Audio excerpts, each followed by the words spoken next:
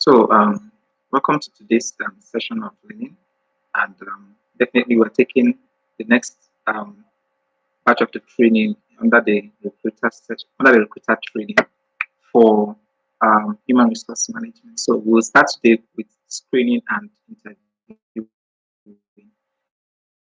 Now, all have your training materials already shared with you. So, just kindly open up your slides that was shared with you on the group chat, and we'll proceed from there. So I've already opened my own slide here, and I'm onto the training. So it says that's recruitment, and that's under the recruitment training, that's screening and interviewing. So the learning outline for this particular training will be, but before we proceed, we'll be running so fast. I want to set the ground rules. We'll be running very fast with regards to today's training, so we can finish up on time. Then remember how we did yesterday. The fact is that if you have any questions, put down at the end of the day, whatever it is that you want to ask, or ask them. If you have anything that you also want us to address from yesterday's training, maybe you have questions that you want addressed in today's training, we'll do that as well. So just make sure that you take note of your questions. Do not forget them. It's very, very important because that is what will aid learning. If we finish the training and you don't ask your questions to clarify your thoughts, and also to ensure that you understand what we did, because that it won't mean it won't do all go well, because at the end of the day we have a learning assessment. I want to be certain that we did very well in this training. So it's not as though we finished the training, you don't even understand anything, and you didn't even ask at all. So that would be the exercise will not just be complete if you don't learn exactly what we want you to learn here.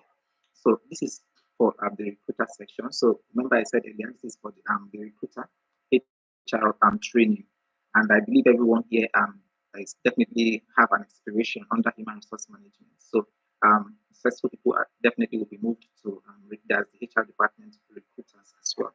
Okay, please let's go ahead into the training. This is section 2 of our training, which is under screening and interviewing.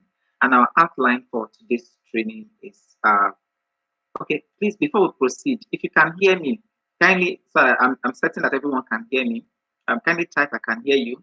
Then two, if you have network issues, please you can just move around where you are and get a very good signal so that you can also follow through with the class. I need to be certain that you can hear. All right. I think I'm beginning to see that people saying that they can hear. That's great. That's great. Okay, so I'll go straight into the class. So now we have our learning outline. It says the profile screening and interviewing, shortlisting, and as well as interviewing. Now, currently attending this training, we believe you have interest in human resource management, and you're going to start with the recruit that's as a recruiter first of all. Now, after taking this training, we believe that you should be able to have good understanding on how to screen profiles, see the CVs when they come to you, and as well as conduct a profile shortlisting. That's do a profile shortlisting and conduct a credible interview for the applicants who when applications are sent to you. Okay, now because this is definitely what you're going to be doing under the being a recruiter under the HR department. Okay, so now let's move on to the module one of the training material that was shared with you. It says profile screening and CV. Remember yesterday we did a groundwork. That's the previous training. We did a groundwork of the process of the applications, and at the end of the day, when a vacancy is needed, what needs to be done. So now we've listed out the vacancy, we've gotten the application. So now how do we proceed from there?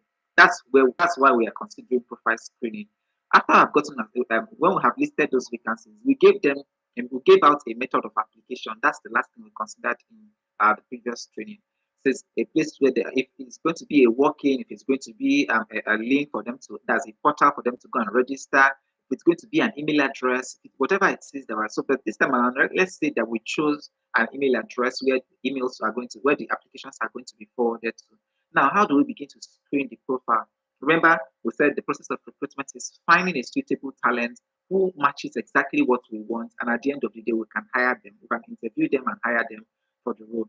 Now, how do we begin to screen this profile? Take for instance, if we have 1,000 applications for limited openings.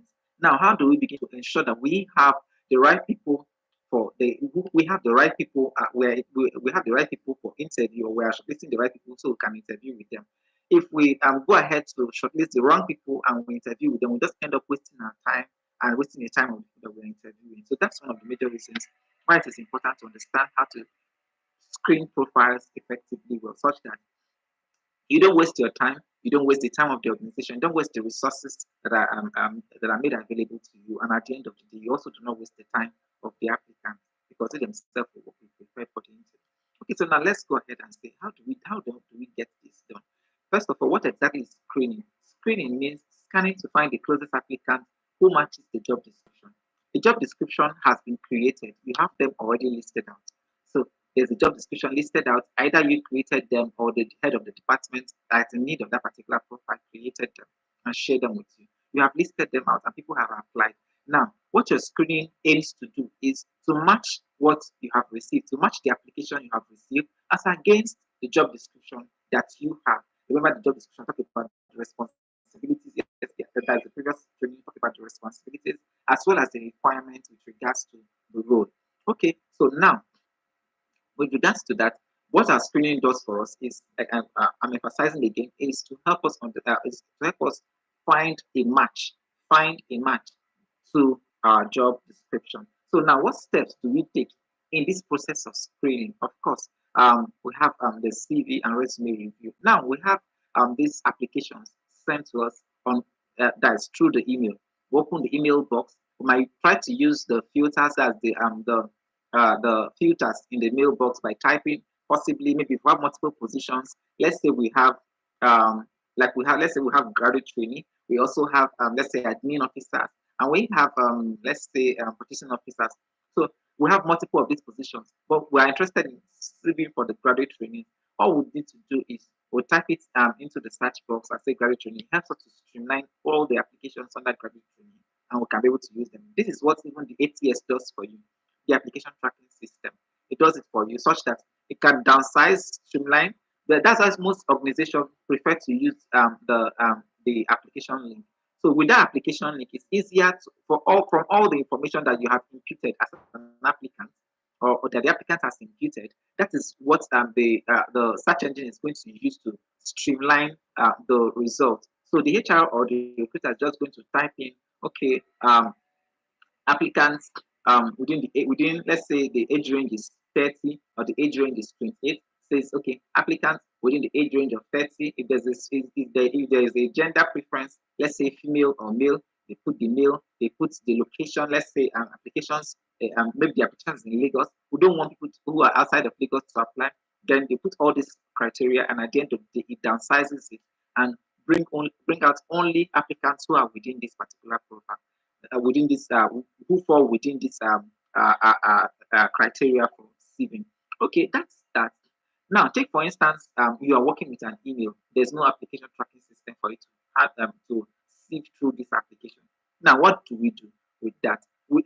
You definitely would have to pull up the CV in that mailbox and review this CV to match exactly what we're doing.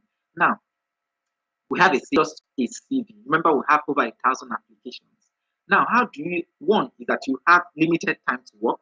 So you have to work smart, think about how you're going to cut down this task such that it is easier for you.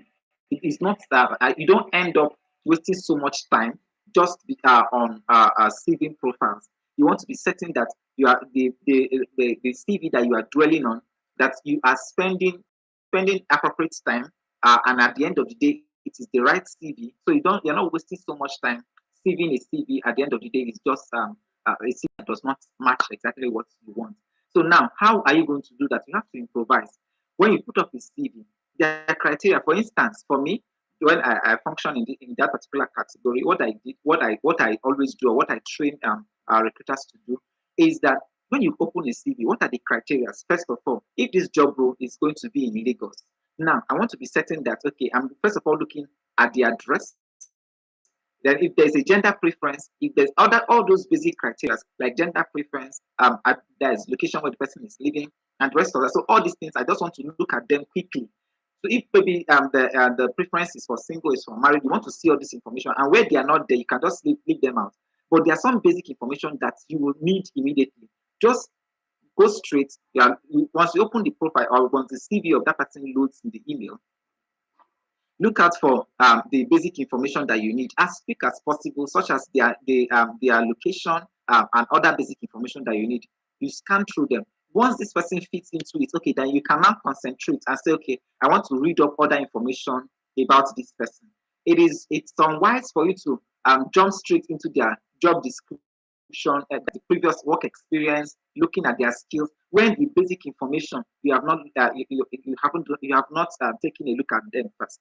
Why is not why I'm saying that it's going to consume much of your time is, take for instance that this particular profile is a great one. You are carried away by reading, because reading their job description, reading what they have done, their achievements, it takes a lot of time for you to read them, understand them, digest them very well, to be certain about the fact and figures that they place there. It's going to consume much of your time, only for you to find out, oh, this job role is in Lagos and the person you are reading their profile is in Zamfara. You can imagine you have spent a lot of time, you have wasted a lot of time just reading that particular interesting profile, only to find out, oh, this amazing person, just when I want to contact them for the next phase of that is to shortlist them for interview, I only find out that they are in Zamfara. So you see, you have wasted time and it makes no sense. Now, that's why I said, once you pick a CV, the basic things that are required, where is the job located, and all those basic information, just look at it. And once it is okay, you take that particular one, then you can go ahead and look at. Now, go straight to the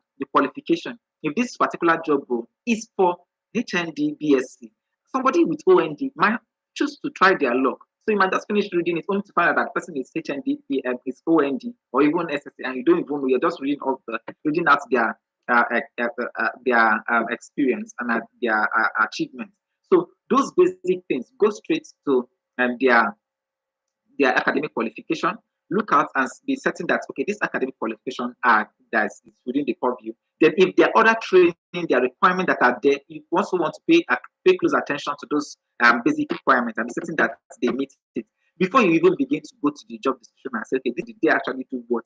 So, but the question is, what I'm saying is, in essence, with this training is, find out the best way to work that works for you, the best way that will work for you each time you want to handle the saving process. Because if you might decide to say, okay, this particular method that I'm saying is more tedious for you, you have a better way. Whichever one works better for you. If you feel you want to first of all go through their job description before you begin to read out those check out those basic requirements, then it's fine. That's good for you. The question is, be efficient on the job role. Be very much productive. If you have to deliver, just deliver exactly what you're asked to deliver. Not at the end of the day, you wasted time, wasted the resources that are made available to you, and at the end of the day, you delivered no results. Okay, so I think that is that. Then once you have confirmed that, go straight to the job description. You confirm their responsibilities, what they have handled in the past, the accomplishments that they have made in the past, and be certain that, yes, okay, this profile is great. Now, when you are going through the job description, it is imperative for you to be certain. It is imperative for you to be certain that this job role matches exactly what we are looking for. Now, take for instance, we are looking for a a customer service officer, and somebody writes, we're looking for a customer service manager, and we are looking and somebody function in the role of a customer service officer, but in their position, in the position for the job role, they are putting customer service manager there. Now, who is a manager? What does a manager do for an organization? It is very clear for you to know that that's why you have a job description, because the manager is not going to be doing what the customer service officer is doing. The manager is managing people, managing resources, very much important, managing the objectives of that particular department. That is what the manager of that department is doing there. So somebody can mistakenly write or even intentionally write customer service manager as their position, why they are sending their CV, why they never functioned as a manager. Actually, they were customer service officers, or they were relationship managers. Relationship managers are different from customer service managers. Relationship managers are different from unit managers. What we're talking about here is unit managers, team managers, department managers. So not just someone saying like customer service officer is as a customer service officer and is saying that it's a customer service manager. It is very much these are they can be they can be very, very subtle and very deceptive when it comes to this. There's a thin line. So you are clear. You know what you are doing. You know that what you are looking for is a unit manager here, and not actually somebody who is managing a relationship, a customer's relationship. They are two different roles. So you see, with this, it's very clear for you. There are other similar examples to that as well. So you understand what you are doing part time, what you are required to do part time. Okay, that said, let's go ahead to talk about the other details on in that CV. What did the person, that is based on the what is required? What did the person do? How many years experience did they serve on that role? Take for instance, we want a unit manager who has served for 5 years or who has served for 7 years. For this particular profile that we are considering here, practically have just 3 years. Now, 3 years, what we want is 7 years. Now, 3 years is far away from 7 years. If this person even have 6 years, okay, it's easier to say, okay, let's consider them in case we don't find someone. So they are more like they're a near fit to what we are looking for. So that's much more considerable there.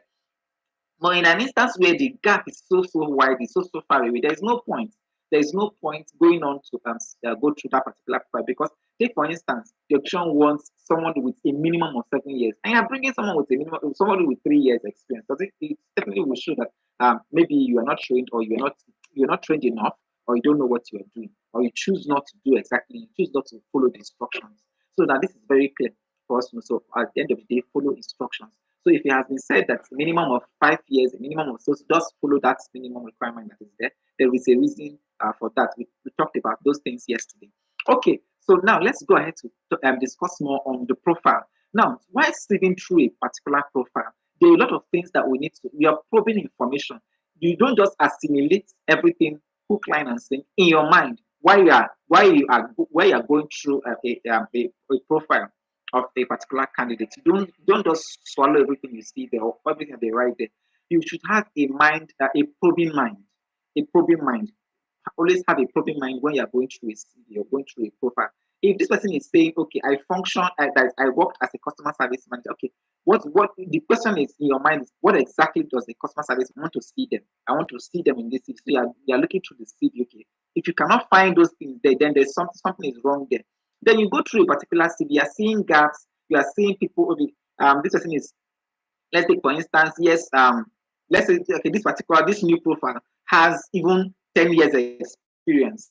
They have 10 years experience, right? What we're looking for is a minimum of 8 years, it's minimum of 7 years experience, has 10 years experience. Now, something might be wrong with this particular one. I'll give you an instance. For instance, that this person works in company A for just 6 months and moves to company B and stays in company B for another 12 months, which is a year, and jumps to another company within a year. After that 1 year, moves to another company and works there for another 8 months, moves to another one and works there for another 4 months, moves to another one. And that's, you see, almost within this 10 years, this person have worked in 8 organizations. So what does it practically mean? It means that this person has no staying power. If you hire this person in the next 6 months, you should be prepared to hire another person. So that is what it means. That's a red flag. It means this particular person will not fit into this role. So that's a red flag. You don't bring such a person, and it will never, even if you bring that profile, it's going to show that he's either not trained, or you're not properly trained, or you choose not to adhere to what you learned in the training. Okay, so it is important that if you see such kind of thing in a profile, just move away from that. Then the next one is still on under profiles. You see a lot of gaps. Maybe you see somebody work in let's say worked in 2019, then all of a sudden moves to that is from 2017 to 2019. Then there's a gap between 2019 and the next thing you see is 2022. So between 2019 to 2022, where's the gap? What did they do? So you want to find out where did they go, what happened during that particular period. Okay, if I understand, so but you don't make excuses. You want to be certain. Okay, this particular person, that yes, you want to be certain why that 3 years gap. What were they doing during that 3 years gap? I understand that people could go for higher educations, people could go for trainings, people could take some kind of lengthy courses, could take they could even it could even be maternal issues. such that okay, they need to nurse their children and the rest of that. That's for the female gender, and even the male gender as well. So it all depends on whichever one it is. So, but we want to understand why that gap, what happened? Because now there are reasons why it could be so. What if it was a criminal offense or the rest of that, and this person that was involved in a criminal activity and was locked up for that particular number of cases? So I'm not saying that somebody who has been like an ex-convict should not be given an opportunity. That's not what I'm saying. The question is if this person possibly maybe was involved in something that was not right or something that was not legal, and at least if the option is going to hire that person, they should be aware who is coming in, what the person that is, what exactly, even if they have done something in the past, what they did. They want to ascertain all those information and be very clear in that. So no surprises. It is very important. If those surprises, if those those dark holes are skipped, then there's a problem. One is that when the chips are down, first of all, who interviewed with this person is the first question that every organization will ask. Who interviewed this person? That is one major question. And by the time they start asking that question, it means that you are also in fact you have a lot of query. You may have a query to answer. That's what it means. Okay, so now, still under the job, that's the details of what the person did in their CV. It is very much important to ask questions now because we'll get there. Why we are saying this thing now, you need to prepare yourself. Why you are going through this CV? The questions you are going to ask the person during the interview is what you are identifying why you're going through that CV. Now you have a lot of you might see discrepancies. Somebody writing some certain things and there is no claim to it. Okay, say now a practical example is on let's say under the achievements, somebody say they were able to improve or they were able to increase the optional income or revenue by 50%. Now, you will tell me by 50%. The question is how? How did you were you able to increase your team revenue or your optional revenue by 50%? You're able to meet your target by so percent. So people just put numbers, and at the end of the day, these are unverifiable numbers. Now, they fail to realize that this information are going to be proved. So they lie on their CVs. And it's important that if you are going to be interviewing with these candidates, the question is, I'm going to be asking that if I'm to interview such a person, I want to find out how exactly were you able to achieve it. In fact, what's the options how do you know that you increase the revenue of the organization if you don't know what the option is currently doing? Now, take for instance, okay, even if you don't even know the team target, by the time you might be probing these people, they might not even know the general team target. But yet you are saying you increase the team target by 50%. So if you do not know a target, how then did you improve it by 50%? You see that the one-on-one cannot agree here. By the time you are putting it together, you're saying that this one-on-one is no longer 2, it's now 11. Then there's a problem. Okay, so at this stage, it's very clear that you are going to pay close attention to that. So that's a red flag. If such a person cannot be able to defend what they are saying, it means they are putting figures. So you want to be very more careful about that particular profile. Yes, this profile might be so interesting. A person is saying, I surpassed my target, I did 100%, I did this. They are interested and they're inviting, and you bring them to interviews, and at the end of the day, they cannot defend it. That's why it's imperative that people put in the right information that they can defend on their CV, because at the end of the day, when you are brought in for an interview and you cannot defend what you have placed on your that's in your CV, at the end of the day, you end up wasting your time during the application process. You wasted your transport, you wasted your energy for attending the interview, and you wasted that of the organization as well. That's for the applicant who is just doing that. So at this stage, but it is important that you, who is the recruiter, are able to identify this, because if you cannot identify this, it's practically will be speaking one thing: incompetence. That is that, and you don't want that attached to your profile. Okay, I think that is that. Still on profiles, very much important that we when people quote achievements. So we're talking about achievements this time around. When people are talking about achievements on their CV, we want to be certain that these achievements that they are, because most people when it comes to achievements on CVs, they talk about their own personal achievements, and they make no reference to the organizational achievement. When they talk about that, they talk about the things that they were able to accomplish for themselves. You were employed for an organization. You were employed to service an organization. For God's sake, you're not employed to service yourself. So you service that organization, you serve the organization. You should be able to say, okay, during the period while I worked for this organization, I was able to do this. I was able to do that for them. Something that was not there before. I was able to put that in place. That's why. So such that if I live there today, this is where I'm where because of the things that I did. They are going to miss my presence. You see, with that, it is very clear that that I made impact in the organization. That is very clear. So at this stage, I cannot. So as a recruiter, it is important for you to be able to distinguish when you are seeing achievement, distinguish the achievement of an individual and the achievement that was made for an organization. I think that is clear. As I've spoken so much on that already. So now you also want to pay close attention still on profiles because this is very much important. This is where the bulk of the work is done because if you fail it here, one thing that you are going to do is that I keep on refreshing on that. I'm refreshing on that. You're going to end up wasting time, resources, and as well as the time of the applicants themselves. Because if you're inviting them to an interview, only to find out that you will flop, and the whole process returns back to zero again. You start afresh. So now you're going to be paying close attention to all the details on the CV. Very, you're going to pay close attention to all the details on the CV. What exactly are they doing there?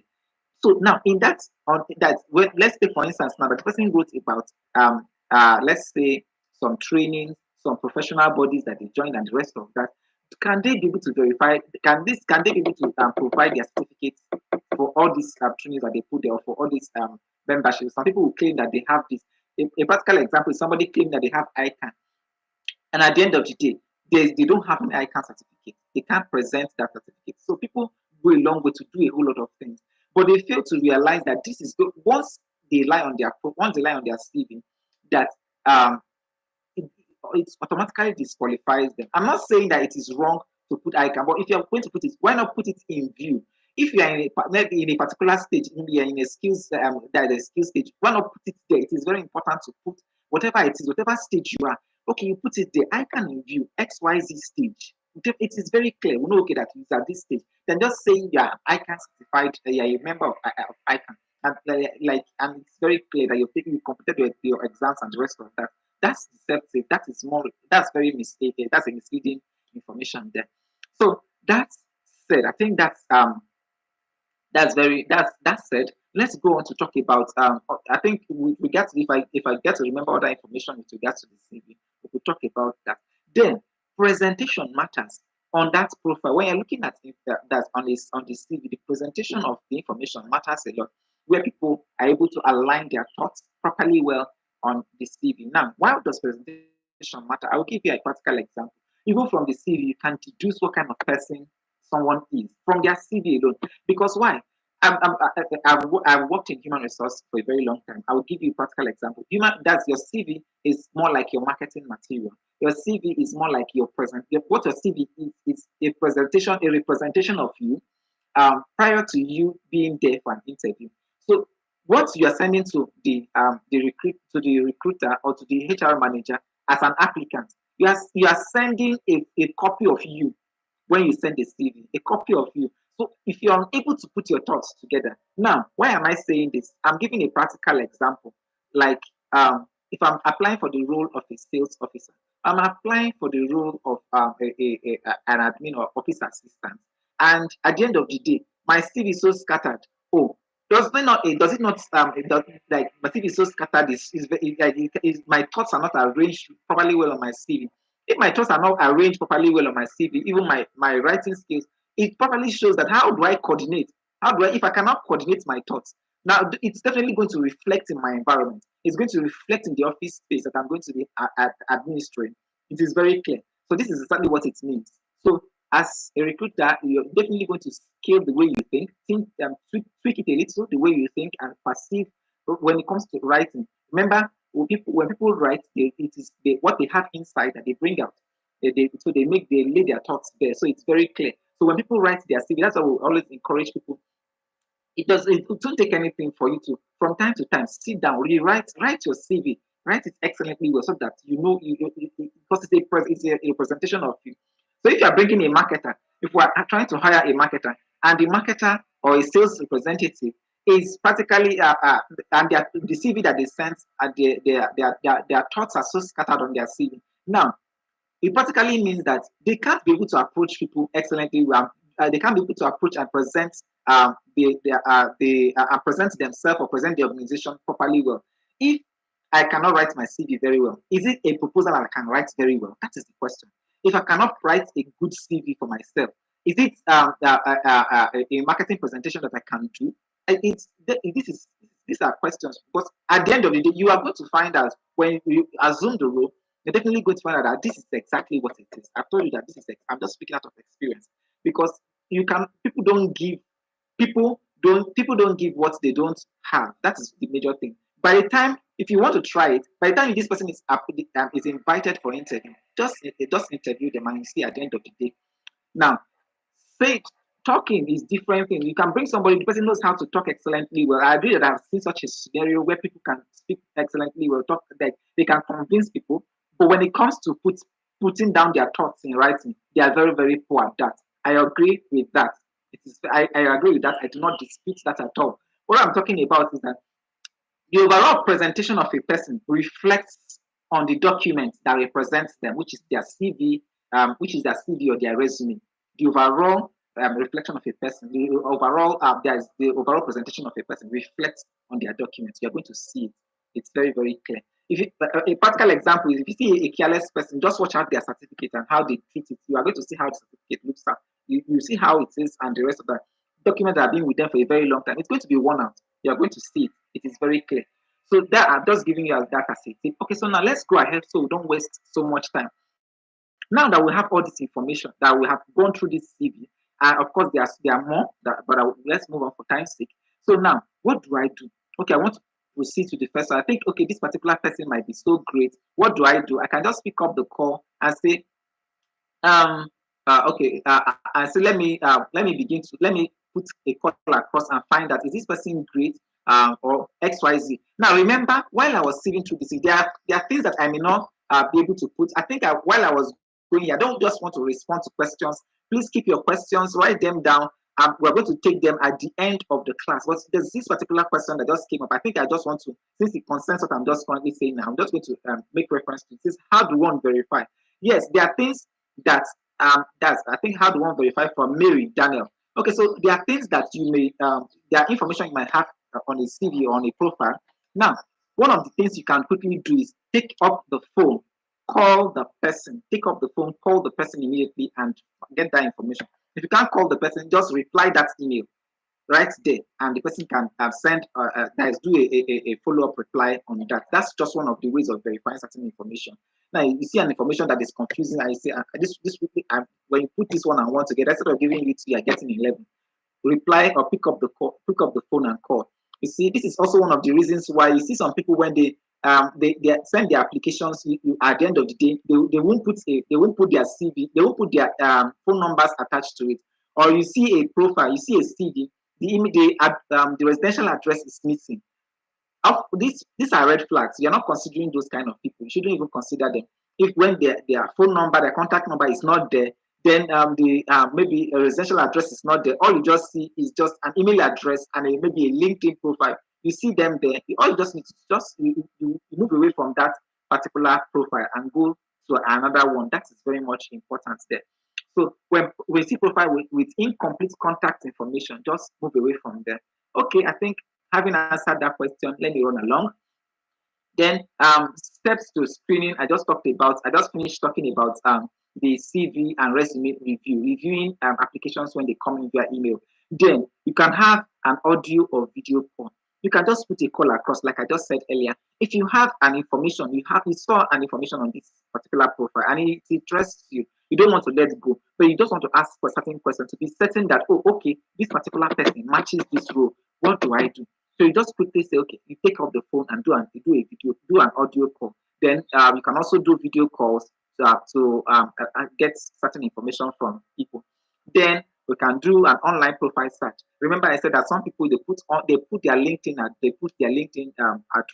address, so you can use it, visit their LinkedIn address and search through. Then you can also visit for instance, if there are roles that require portfolios, So if they put up the links to their portfolios, more like architecture, graphic designers, and the rest of that. So those particular one content creators, they have to provide links. So by providing those links or providing their portfolio, just go ahead and do that. Then there's another reason for profile check, online profile check. It is very, very much important, but these are for high profile positions because there are sometimes there are certain things that people do, but they don't know that it has a side effect. For instance, there are a lot of there's some kind of negative content people put out there, and at the end of the day, it might come back to haunt them. But these are sometimes for some for high profile positions where certain investigations are being done, so they dig into the profile very well to be certain that this kind of person that we're bringing in the right person, somebody who can be able to relate properly well, who is not biased, who is this. So we just want the right person for the role. So sometimes it can be done. That's for online profile search where they have to search all a lot of social platforms to be certain that, oh, this person that we're bringing in is great for the role. Okay, then I think that's said. Let's go ahead to the next one. Says reference check. Yes, we can, this profile. If we see a particular profile and we are cool with it, we just quickly say we can just send a mail to that person if they did not provide information about their reference on their CV, because most people will tell you on their CV available on request. So, but for some, if they have provided their information of their reference on their CV, just quickly, if there's an email address, you can quickly send an email, or you can take up the phone, call the number of the reference that they have provided there, and speak with them so that you can understand. Now, this is very, very much important. It is very important to state here that there are some people, they add people as their reference, and they don't call them and say, Mr. XYZ or Mrs. X or Mrs. ABC, please, I'm using you for reference in case a prospective employer calls you. Please put in the right word for me. That's very much important because some people, they use reference, they use references that they never informed at all. So when the references are called, the person is more like, oh, they might even begin to think, well, maybe, and certain times they put a name that is not known to the reference, a name that is not. So let's say the person is answering Alexander, let's say Alexander John Smith, and what the reference have known this person very much for, maybe it's just Alex or John, and maybe on the CV you're just putting only Alexander Smith, but the reference knows you as John. So you see, when you put this information, I was saying, okay, we called as a recruiter, calling this reference, and I'm saying, okay, you discuss with the person, do you know one Mr. John Alexander Smith who puts he puts your contact information as reference. So, and the reference is saying, John one Alexander Smith. I don't know any Alexander Smith. So you see, that's a very big problem there, where the person is saying, oh, you as the applicant, as the applicant is putting in Alexander Smith as their name, but their reference knows them as John. So that's going to be a problem. So that's why it's important for whatever it is that but that this time around, that is for the applicants, for them. But now for you as the recruiter, what you need to now be certain is you're working with the full name. So if you have Alexander John Smith, it's important for you to write Alexander John Smith. That is to let the reference know, okay, Alexander John Smith. Now, most people go right ahead in their reference to put the complete information because some people don't know how to present information about their reference. Now, who is this reference? Who is this reference? Let's say this reference works in ABU University, is a lecturer, now not just a lecturer, or maybe is a dean. And if it's a dean, you want to put during that particular period, you want to put okay, did he teach? Did he lecture you within a particular what course? And so give information that can help that reference know exactly who is using them, because there are a lot of people. Especially for people who are always using their lecturers and their dean as reference. Sometimes it can backfire because there's so much people who do they even, so they're just yes, and at the end of the day, when the recruiter gets that information, it is not satisfying, it's not satisfactory. You want to put a reference that will say, okay, I know this person, and because they're going to ask a lot of questions from that reference and say, okay, they have to provide, like they have to provide certain what makes them think that you are suitable for the role. And now, when they ask certain questions, they fall off the track. And at the end of the day, you who is the recruiter will definitely mark that particular profile as not suitable for the role. So it's important that because you're going to be making this verification, we're going to get to that particular stage in subsequent training when we begin to talk about that reference check. Okay, now let's go ahead to background verification. Of course, there's going to be background verification. It's going to details are going to be discussed in the subsequent training. Okay, now what to screen when it comes to screening a profile. I already talked about that. When a profile is sent, you screen through their CVs, you screen through the cover letter, you screen through the application form, also the possibly the mode of engagement when you have a conversation with that person. And okay, let's say for instance we're having and we're having a conversation with someone who's supposed to be a salesperson and the person cannot present themselves very well. That's a red flag. Okay, so I think that is that screening through the what we're focusing on when it comes to screening: the resume, the cover letter, the application form, the engagement, as well as etc. Okay, now methods of screening. We talk about telephone call, video chat, text messages, email conversation, and even physical test. I already said that the method of screening where there's certain information that you need, you can just put a call across and find and get more information from that person. Then we'll also have a video chat with that person and say, okay, I want to be seeing you while I'm having that conversation. You can just call the person on a video call and you want to get information from them. You can even send text messages like when you want to verify certain questions. You want to verify certain, you have questions that you feel you want to ask, just want to get that person. You send a text message to them so that they can reply to that text message and at the end of the day, you can screenshot their response and also attach them, that is, file it to their profile. Okay, then we'll talk about email conversation. You can send email. Remember, I already said that where you can just reply their email and ask them certain questions and they provide. Now, for a practical example, is where a reference is not provided and we are interested in that particular profile, just send them a message to provide their reference and we can get more and can proceed from there. Okay, then when it comes to physical tests, of course, that physical test means that they have to visit the office where certain tests are set for them. We're going to be discussing much more of that in subsequent training, in subsequent classes. Okay, now where do we look at when we are going through this profile? Remember, I said that this earlier.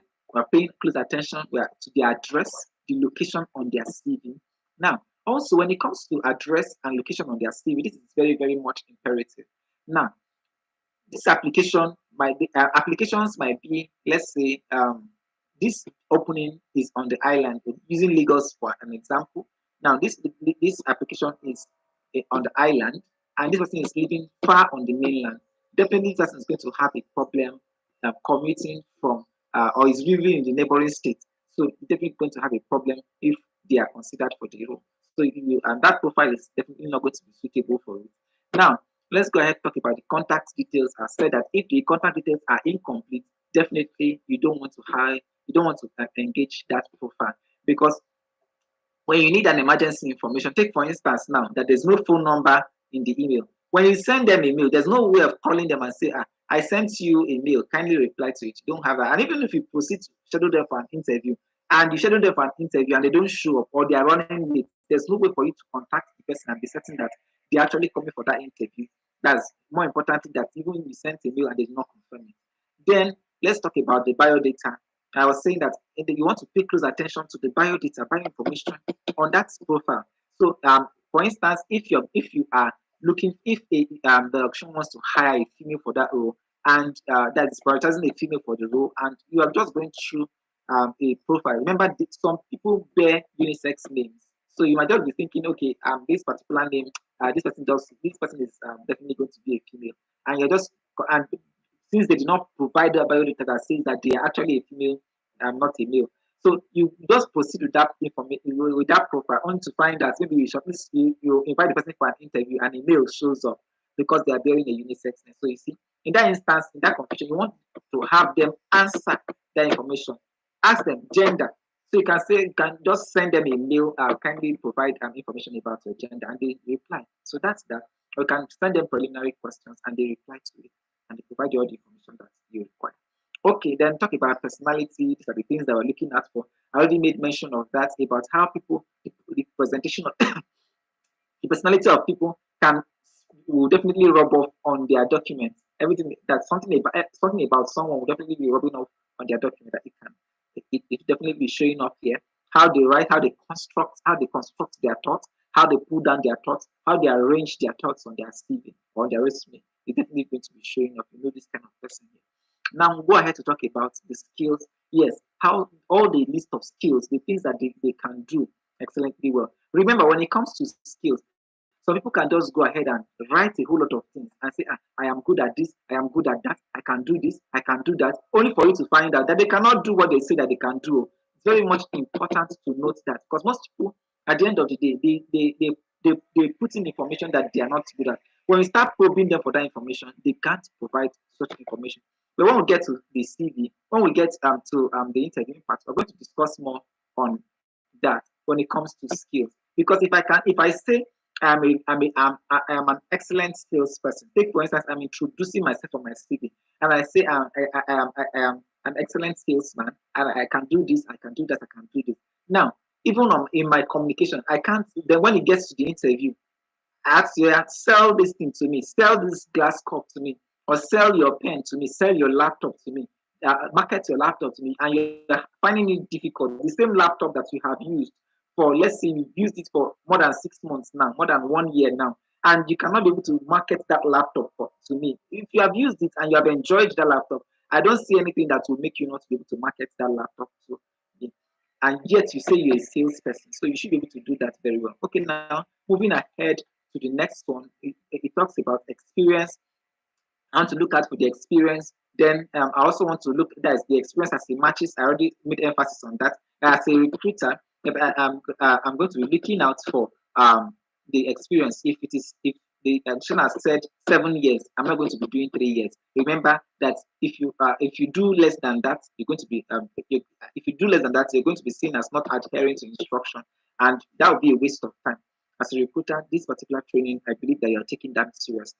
Okay, then we'll go ahead to talk about the last one. Says academics. You want to pay close attention to the academic information that is there, and more importantly, the reference information, like I said earlier.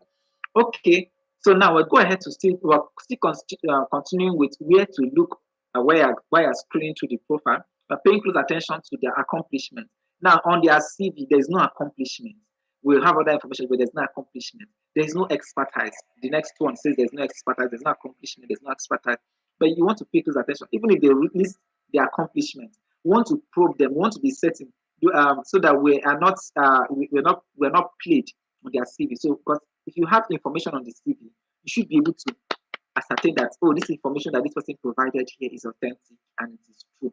Because these days people falsify a whole lot of things, and you don't want to fall within a category of that people will definitely fool and get an appointment through the organization. Because when the chips are down, first question is who interviewed with this person, and as a recruiter, you're the one that is going to be liable, held responsible for it. Okay, now we're going to talk about expertise. I already said, made a statement about being a salesperson. If I say I'm a salesperson, I should be able to see those details there.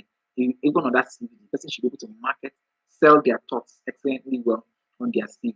Then we'll go ahead and talk about certifications. If I have certifications, the certifications, I should be able to write them there. They have to be clear there. So as an applicant, the applicant is expected to provide details of their certification, the training as well. That's what training they took.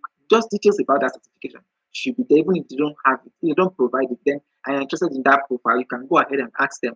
So all these things that we're talking about, it does. Then the last one says, okay, there's second to last is reference information. Last one says other information as may be required by the organization. Now, why we have listed all this is very much important is that when when you go through the profile and you find out that you need information in any of these lines and they are not there, so you just list them out, as part of the things you're going to be asking in your preliminaries. So when they reply, they're going to be replying with those information. Sometimes that you ask those questions does not necessarily mean that they are missing in their CV. Sometimes those information can be used to identify who it's answering or who this who owns the information that you are trying to get. Because if you're sending preliminaries to, let's say, 20 people, it's important for you to be able to distinguish them by asking them their name. Of course, their name will definitely be on their CV, but you are asking it their full name again. So you can use it to identify who exactly owns this reply on the very nice. Okay, I think that said, let's go ahead to talk about red flags. Red flags when it comes to screening a profile. Red flags. Now, pay close attention to inconsistencies. I've already said that earlier. Inconsistencies. Now, inconsistencies when it comes to figures, numbers, facts, when it comes to dates, or inconsistencies there. When it comes to positions. Now, take for instance, somebody in 2003 already was a manager. By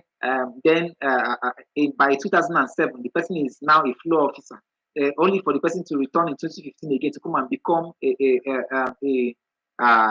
regional head. Then only so you see there are inconsistencies at the end of the day, be jumping and jumping. So these things will help you to understand how can somebody be a manager only to come and become an officer, then from officer become a regional head, from the regional head only to come become an executive, become a customer service officer or a service officer again. So these inconsistencies where people just write out titles without adhering to the title or to the position on their offer letter. It is very, very much important. Okay, you pay close attention to those inconsistencies, lies, deceits, and CV. People intentionally pass information in order to mislead the recruiter or the HR officer. Then go ahead to talk about half truths. Yes, it might be true, but it is not complete. The truth is not complete. So you want complete information, complete details. Because I can tell you, okay, yes, I worked here, but when exactly did I resign? Why did I resign? Was there any reason and the rest of that that made me so? At the end of the day, you want to get all those information clearly listed out. Then forgery, of course, forgery often happens when it comes to certificates. And so when people claim that they had a training here, or they did this or they did that, and yet they had no training there, they had no certificate there, so they got to forge certificates. Then assumption and exaggeration, where people make assumption, like I said earlier, people can just assume that they made XYZ impact in an organization without practically making any impact in that organization. Then there are people who made impact in the organization, but they exaggerated the impact that they made in that organization. I believe that every single person, if you're making an impact, your supervisor, your direct supervisor should help you understand that you were making impact. That's why it's important. If you have that's key performance indicators for the applicants to work with their key performance indicator can state that very clearly. But as a HR officer or as a recruiter who is under the HR team, you pay close attention to all this. Then more that's etc. If other red flags, of course, as you progress on the role, you'll definitely be seeing other red flags that's that you discover on the position. Let's move on to the next one. Remember, if you have questions, please pen your questions down. At the end of the day, we're going to be taking them together. Okay, now let's move on to that's this second module, shortlisting. When it comes to shortlisting, bringing up a shortlist, that is how then do we say, okay, yeah, this is people that we definitely want to interview with, to want to discuss with. So they've moved away. We've been able to say, okay, yes, we have this pool, and at the end of the day, we want to now bring this. Now, how do we do it? What are the steps? What steps do we take to shortlisting? So we are going to pay close attention to the criteria. Remember, we discussed earlier in this other training, we talked about criteria, which are the essential and desirable traits that we want, essential and desirables that we need in a candidate. So pay close attention to it. Those criteria, we're going to ensure that they are followed to the letter. If the option says that they want someone with a minimum of HND and BSc, well, we need to ensure that we do not bring in someone with OND. Now, if they are saying somebody for this role should have a minimum of MSc or MBA, so if we go ahead and just hire people with BSc or bring on shortlist people with BSc or just HND, means that we are not paying close attention to detail. There's a problem there. Then more of how we come with shortlisting is also the candidate scorecard, because while we are assessing a particular profile, we create scorecards for this we create scorecards to ensure that these profiles are great. Every single thing that we have on the profile, we document them and ensure that they tally with what we are doing. So this scorecard, let's take for instance that we have okay, I think we're going to be discussing more on scorecards, so let's not preempt them. We'll get there. Then we'll talk about the blind screening, where you just run through the profile, like we said earlier, we're just running through the profile, their CV, to ensure, okay, okay, there, okay, this. We'll go through the CV and ensure that what we like, what we're looking for is there. But that's just like a blind screening, running through their profile. But we're not completely probing them. That's what is called a blind screening. Then we'll go ahead to talk about a minimum number. There's a minimum number of people that requires to be on a shortlist. So you don't just bring up everyone into the shortlist because it's going to consume much of your time and it's going to be a distraction again. There's going to be a waste of time. Sorry, to start all over again in order to start downsizing. The essence is you have over 1,000 applications. Your ability to even downsize it to that 20 is very much important, and you can from that 20 you can even downsize it even further. Now, remember that because you have you have you have a minimum number, you have also a deadline to you are working with. You're not going to go through all that 1,000 applications. You're starting with first come first serve. As the application came in first, you want to start with them. You want to so once you get that first 20 that you want to focus on that first 20, handle them. Then you want to go ahead and now display. If for instance you're unable to get what you want from that first 20 you did, you can discard, continue from where you stop in the subsequent one. Now, this will help you save quality time for the organization as a recruiter. Now, then we'll go ahead to talk about skills assessment. You're going to be assessing the skills on that particular profile. Pay close attention to it. Then the next stage of that skills assessment is when person has come for that interview, you want to assess their skills even orally, then practically, if there's going to be machines that they're going to work with. Let's say for a software developer, they're going to maybe like you want to have them develop something right in front of you, something that just writes codes, functional codes right in front of you there, not just that they go into the internet and copy and paste and at the end of the day. So you want to see them do it right there and watch them do it. Then it could be a skill assessment, competency in in operating certain machines and the rest of that, or certain handling certain technologies. So these are skill assessments that can be done. Sometimes they have to be physically present to undertake this particular skill assessment. Okay, let's go on to talk about creating scorecards. Now, creating scorecards. Remember I said earlier it was part of the method of shortlisting. So now, how then can we create a scorecard? Because what exactly is a scorecard? This is when we're going through a profile, we are scoring each of the profiles. Remember, I say we have 20 profiles that we want to first of all bring in. So we say, so if we have 20 profiles that we are working with, I pray the network is stable now. So if we have 20 profiles that we need to bring on board first. So what am I going to do? I'm going to have a scorecard that if I bring the first person, if I'm okay with the first person, I just pick that. Let's say I'm okay with James Kennedy. I write James Kennedy. I write all the details. You see all the details that are listed there. All the details I'm going to be writing on that scorecard. First of all, is the date when this particular person is when this scorecard was created. Who is conducting it? Of course, since you're the recruiter, you're going to be writing your name there. The candidates James Kennedy that you have identified, you are going to write James Kennedy down. Then the position for which, let's say, we are James Kennedy is coming from office assistant, or we're interviewing for office assistant, we're writing office assistant there. Then what are the criteria? Now we have criteria. These are the things that we're going to use. We are going to now use for the office assistant. Okay, so we say someone who can be able to operate, who has a good knowledge of computer operation, who can handle the copier. So these are the criteria, right? So I'm going to put it there when it comes to office equipment. So we'll write office equipment as part of the criteria because they are part of the criteria when that's the requirements when we're listing the vacancy.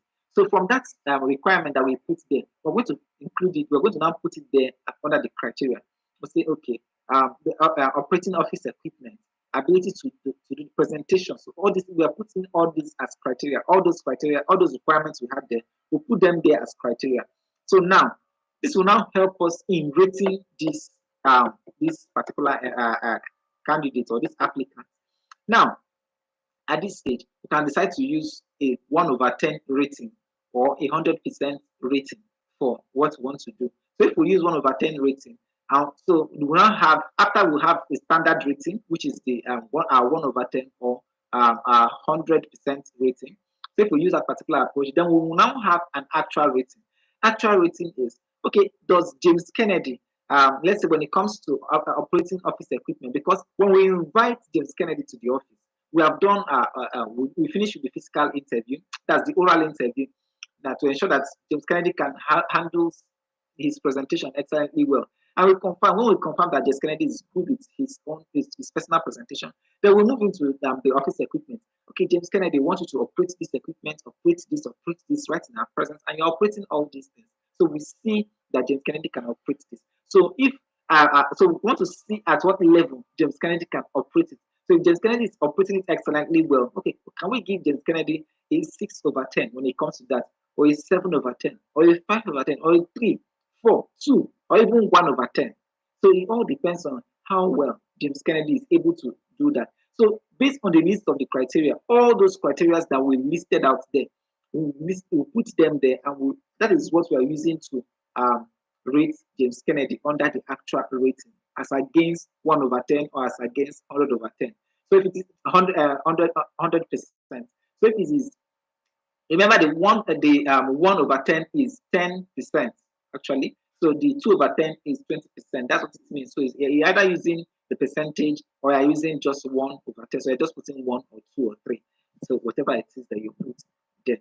Okay, then at the end of the day, there ought to be a remark. So these are the standard things that are required. There have to be a remark. So what's your remark with regards to these candidates that you just interviewed, that you are bringing up for an interview? Then at the end of the day, you're going to also give an advice. So now, this scorecard is what you're going to be presenting to your supervisor. That's what you're going to be presenting to your supervisor, or whoever it is that you're working directly on as a recruiter.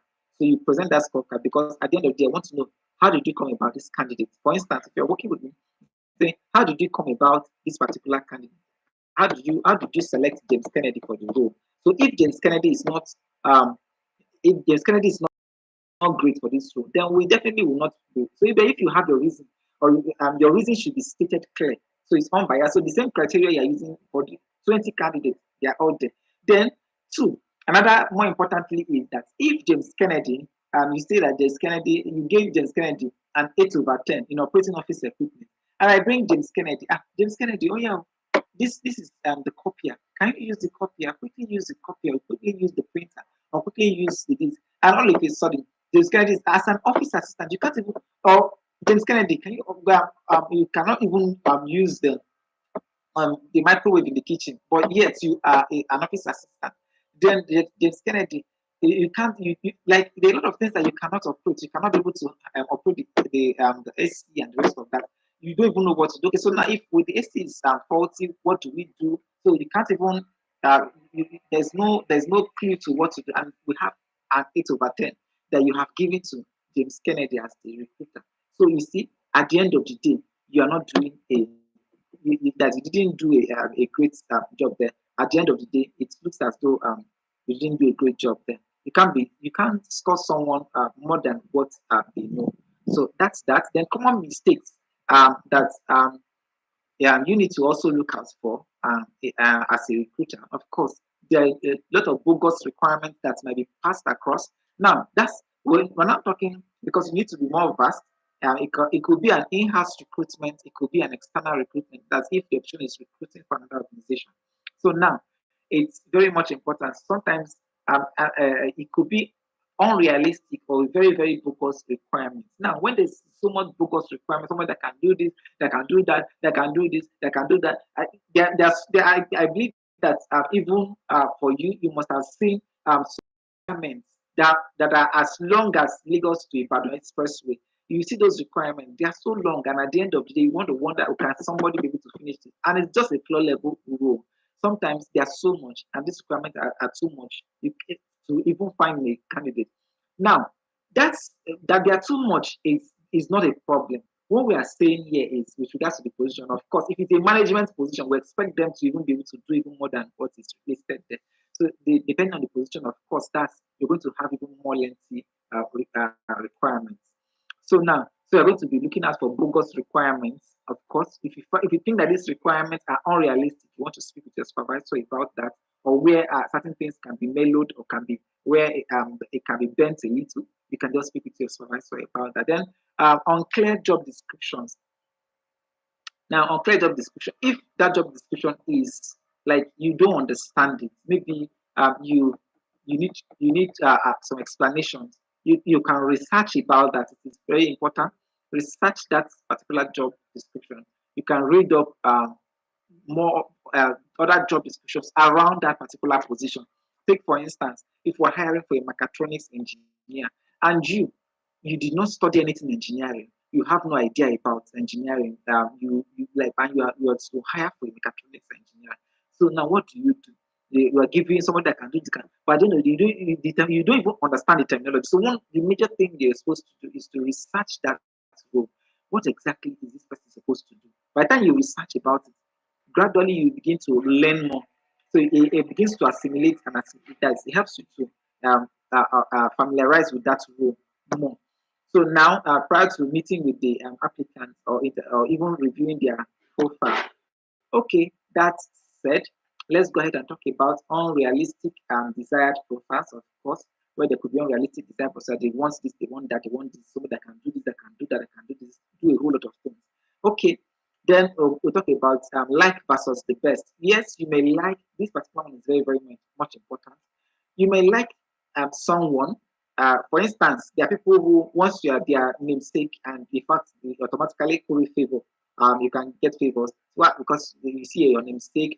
This person even answers your name, your surname, in fact, even your middle name, everything. So he answers, or this person looks like you, or looks like someone you know, or looks like your sibling, or is familiar. So you just at the end of the day, you move and become biased. We're going to talk about that. So you don't. There's nothing like you like this person. I understand that there are times where you can be influenced by who you like, but more importantly is the best person for the role. Remain focused on the best person for the role and not uh I think I like this person. No, it's not about I like this person. It's about the best person for the role. You know why it is important to always ensure that the best person for the role is gotten if it is I like this person for the role, when that person that is liked is brought in, they will have problem. They can't function effectively well. You just end up helping the person to just earn a sack in less than 3 months. That doesn't make any problem. It makes no sense because if they cannot fit in, if they can't fit into the environment, they can't fit into the job role because they were liked and they were selected. See, they have problem. Of course, definitely, when it won't even scale through because they are definitely going to meet with a higher authority, and at the end of the day, your scorecard when your scorecard is assessed and your supervisor meets with the shortlist that you have provided, it means that you are even being biased. Then that's a problem. So you don't even want that in the first instance. Then misfits. Of course, I just stylistically talked about misfits for certain roles. If somebody is not fit for a role, there's no point. There's just no point going ahead to interview with that person, or going ahead to shortlist that person for an interview. That's just going to be a waste of time, waste of energy, and waste of resources. And not just for you, but also for that particular applicant. Then we'll go ahead to talk about bias. In no way should a recruiter be biased. In no way should a recruiter be biased. Gender bias. That is for people I don't I think I don't know the right word I'm going to be using for that, but you believe that the male should be favored or the female should be favored or this or that. Just stay with the requirement that is given to you. That is one. So there should be no bias for anything, no bias for religion, no bias for race, no bias for anything at all. Very much important because that's more like the beginning of the downfall of any particular person in HR once they bring in bias into it. Okay, I think that is that, and we've come to the end of that particular section. So we move on to the third and the final model, which is interviewing. Now, what exactly is interviewing? Remember, before we go ahead to talk about the third section, um, we've always stated that if you have questions, always put them down because all the people who are writing their questions, they are not able to take them on up until we are done. Once we are done with all this, then you have to retype them out so that I can see them. I will not be able to. I won't start scrolling up to pick the questions again. Now, let's go ahead and talk about the screening and interviewing.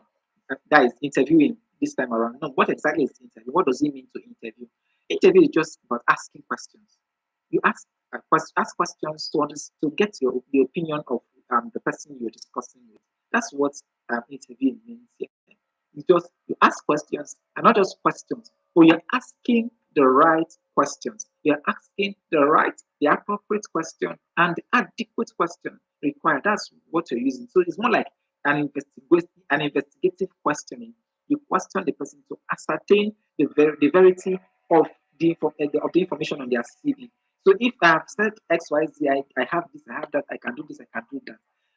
That interview is very, very clear. That interview should be geared at ascertaining those things. Remember that, of course, these are just oral interviews. They are practical interviews as well.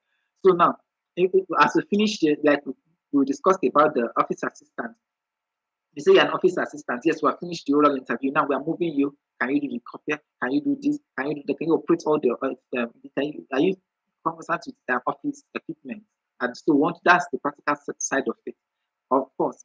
So, why for some organizations, they definitely will. For some organizations, they will definitely be allowed. They will definitely be doing the oral. Then afterwards, they can schedule you for the uh, that's for the practical session. All right. Okay, so let's go on to talk about how to interview. The next slide.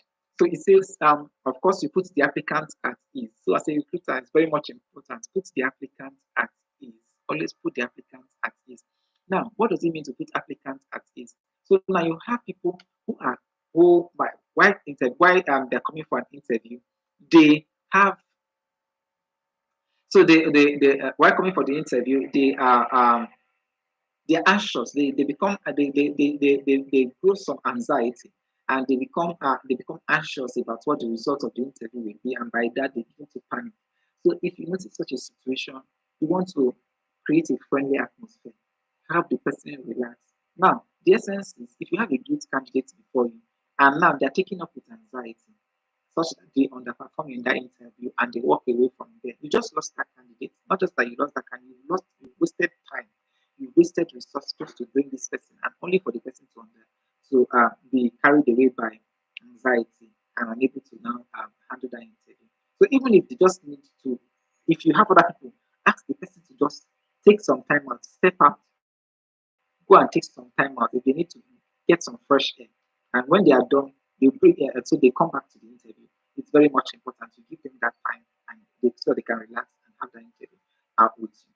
So now, as a recruiter, so one of the ways of even putting them at ease is by asking questions. You can ask them open-ended questions. Okay, I trust and you are great. So it might not be questions that they will have to give answers to, but sometimes you ask them questions that they have to give answers to, but that is not related to the interview. For instance, oh, okay. Let's take for instance that this interview is holding in Lekki, and you are coming from the mainland. And I say, okay, and you're coming, and I'm asking, okay, so how was traffic today? I saw you're coming from XYZ. Wait, what route did you take coming to the office? So you see, we're not even beginning to have the interview conversation yet. Well, after the greetings, the exchange of pleasantries, I'm asking the person, what route of office? What route did you take to come to get to this place? Was there traffic? Was there this? How did they find the road? How did they find the environment? So we're just discussing things that will make the person. How do they find the office environment? So these are some kind of questions that at the end of the day, right, you are having it and it's helping them relax, before we go into the interview proper. That's that. So these things will help the applicants relax for an interview. Then, of course, you're going to ask open-ended questions. They are listing more, talk less. Now, because you are interviewing the applicants. Now, because there are some interviews there's some interviews that on some panel that start with on that with regards to interviews, and you find out an interviewer being tempted to start even teaching or training the applicants right there on the internet. That's where the interview is holding. They should not even be tempted to go into that. If they don't know it, they don't know it. Just move ahead. You're not an interview is not a training ground. Yes, very much important for as a recruiter. You need to note that. So you're just there to probe the information that they have and not there to start teaching them, impacting them with knowledge. That's not what you're there doing. But if that is observed, then it means you're wasting time, you're wasting resources. That's that. Then we'll go ahead to talk about still on listening more. Listening more helps you to pay close attention to all the things that they say, all the things that is being said. You are paying close attention because if what they are saying is not the same with what is on the CV, then there's a problem. Now, if you notice, there are sometimes where you are interviewing, and at the end of the day, yes, the recruiter has your CV, but they're asking you questions to tell us what you have on your CV. There's a reason why they ask you. Tell us what you have on your CV. Yes, they have it. So why you are saying it, they are going through your CV. If you did not write your CV by yourself, it's easier for them to spot it out that you didn't write your CV yourself. So as a recruiter, that same thing is exactly what you're going to do. So now you're going to be on the listening side. Ask them the same question as it is on their CV. You're asking them. So if they never wrote it all by themselves, it means somebody wrote their CV for them. And if they didn't write, even if somebody wrote their CV for them and they didn't even familiarize the on their CV, then there's a problem there. Then we go ahead to ask certain questions. Somebody can quote a certain figure that is away from what they have on their CV. That's where listening more and talking less comes. Now you're taking notes of all these changes, notes of inconsistencies, notes of consistencies as well. So where there are consistencies with what this person is saying, with what is on their CV and the rest of that, it means okay that this is based on a positive note, right? Then go ahead and talk about observing non-verbal cues. Of course, you want to pay close attention to some cues that you have there because there are certain things you say, I saw this coming and the rest of that. Certain behaviors you see right there in the interview, you don't want them. That is excessive aggressiveness, somebody being excessively aggressive. You can see that maybe while they are having a conversation, you are seeing that they are aggressive, why they are talking, why they are having that interview. I understand the fact that a lot of people are going through a lot of things in life, and so, but it's not interview place is not a ground for where they like where they ought to come and pour out the frustrations of life. There. No, they have to remain in that line, remain in the line of the interview. So in the instance where they start digressing and say different things, this is exactly what they're going to be doing with customers or clients. This is exactly what they're going to be doing within the office space. So diverting of that is the work time to personal issues. We don't want that kind of situation. Yeah. So in that instance, you are paying close attention to all this. If they are not asked those questions, if you have not asked them that question, I understand that certain questions can lead to questions. So if you have asked questions that have led to it, it's a different thing. But when there's a complete diversion of questions that you have asked, and people are saying a complete different, you ask A, and someone is answering C, answering D. It means you want to answer B, so then there's a problem. So now, as a recruiter, these are the things that are drawing attention to. Then I will go ahead to talk about the show of appreciation. So if somebody have attended the interview that you scheduled them for, please do so well. So appreciate the time. That yes, of course, they should also appreciate you, but you should also appreciate and thank them for participating in the interview and for the time that they have allotted to attending that interview. It is important. That's courtesy. Okay, I think that said, I think we are speeding up so much because this particular class is very on a normal day it's lengthy, but thank God that this is moving so fast. Okay, now so let's go ahead and talk about red flags when it comes to interviewing. Red flags. Unprepared. When people are unprepared, they show that they are not prepared for an interview. There's a problem.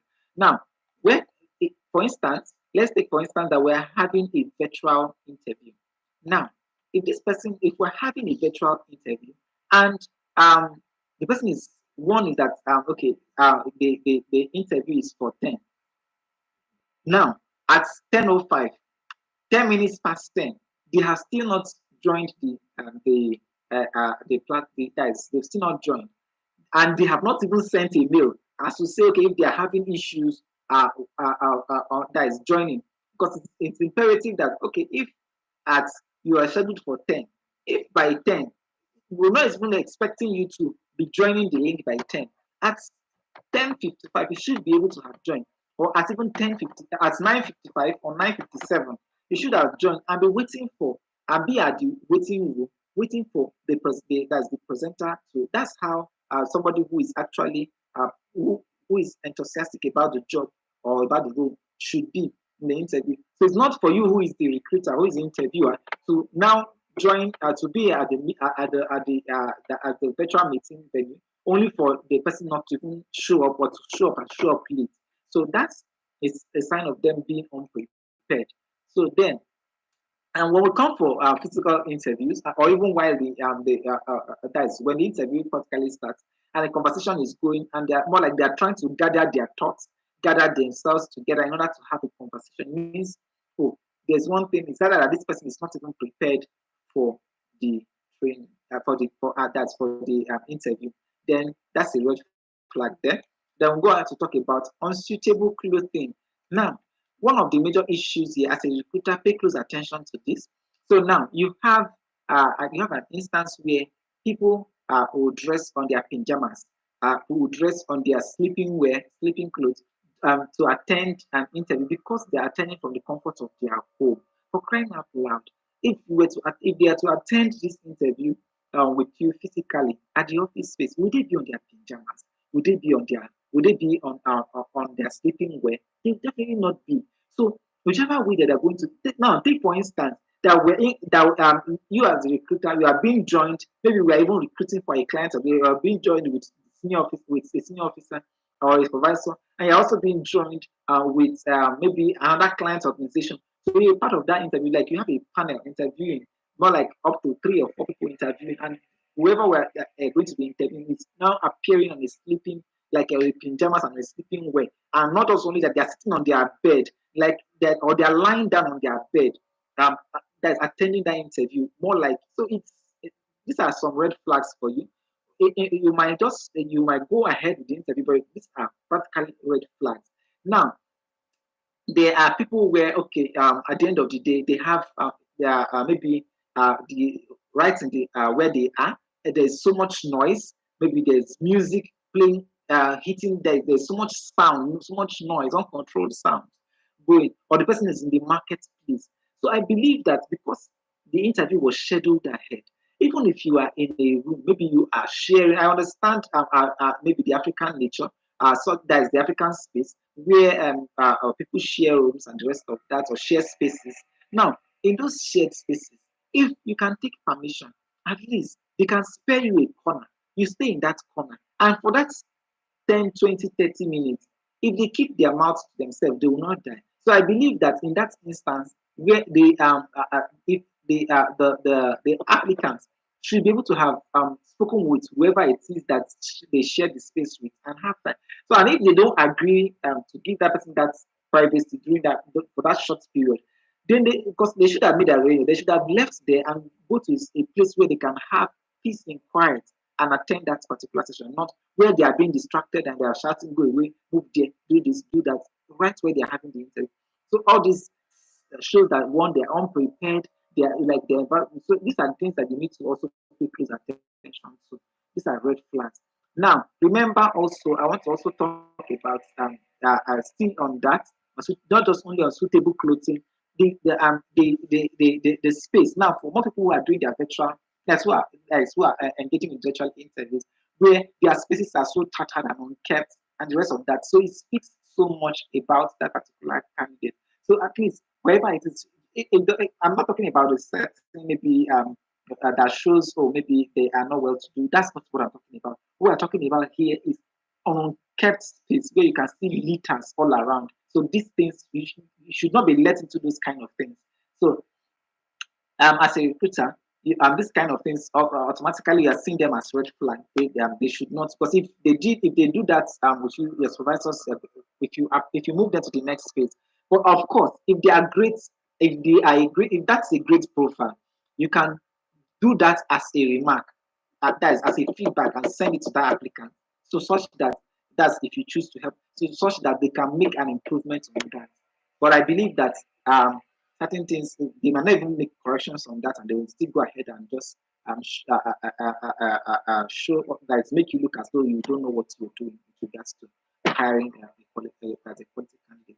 Then okay, let's go ahead to talk about not arriving on time. I talked about that earlier. Now, when it comes to interviews, that's physical interviews, or even that one, maybe they give excuses, tell you about traffic and the rest of that.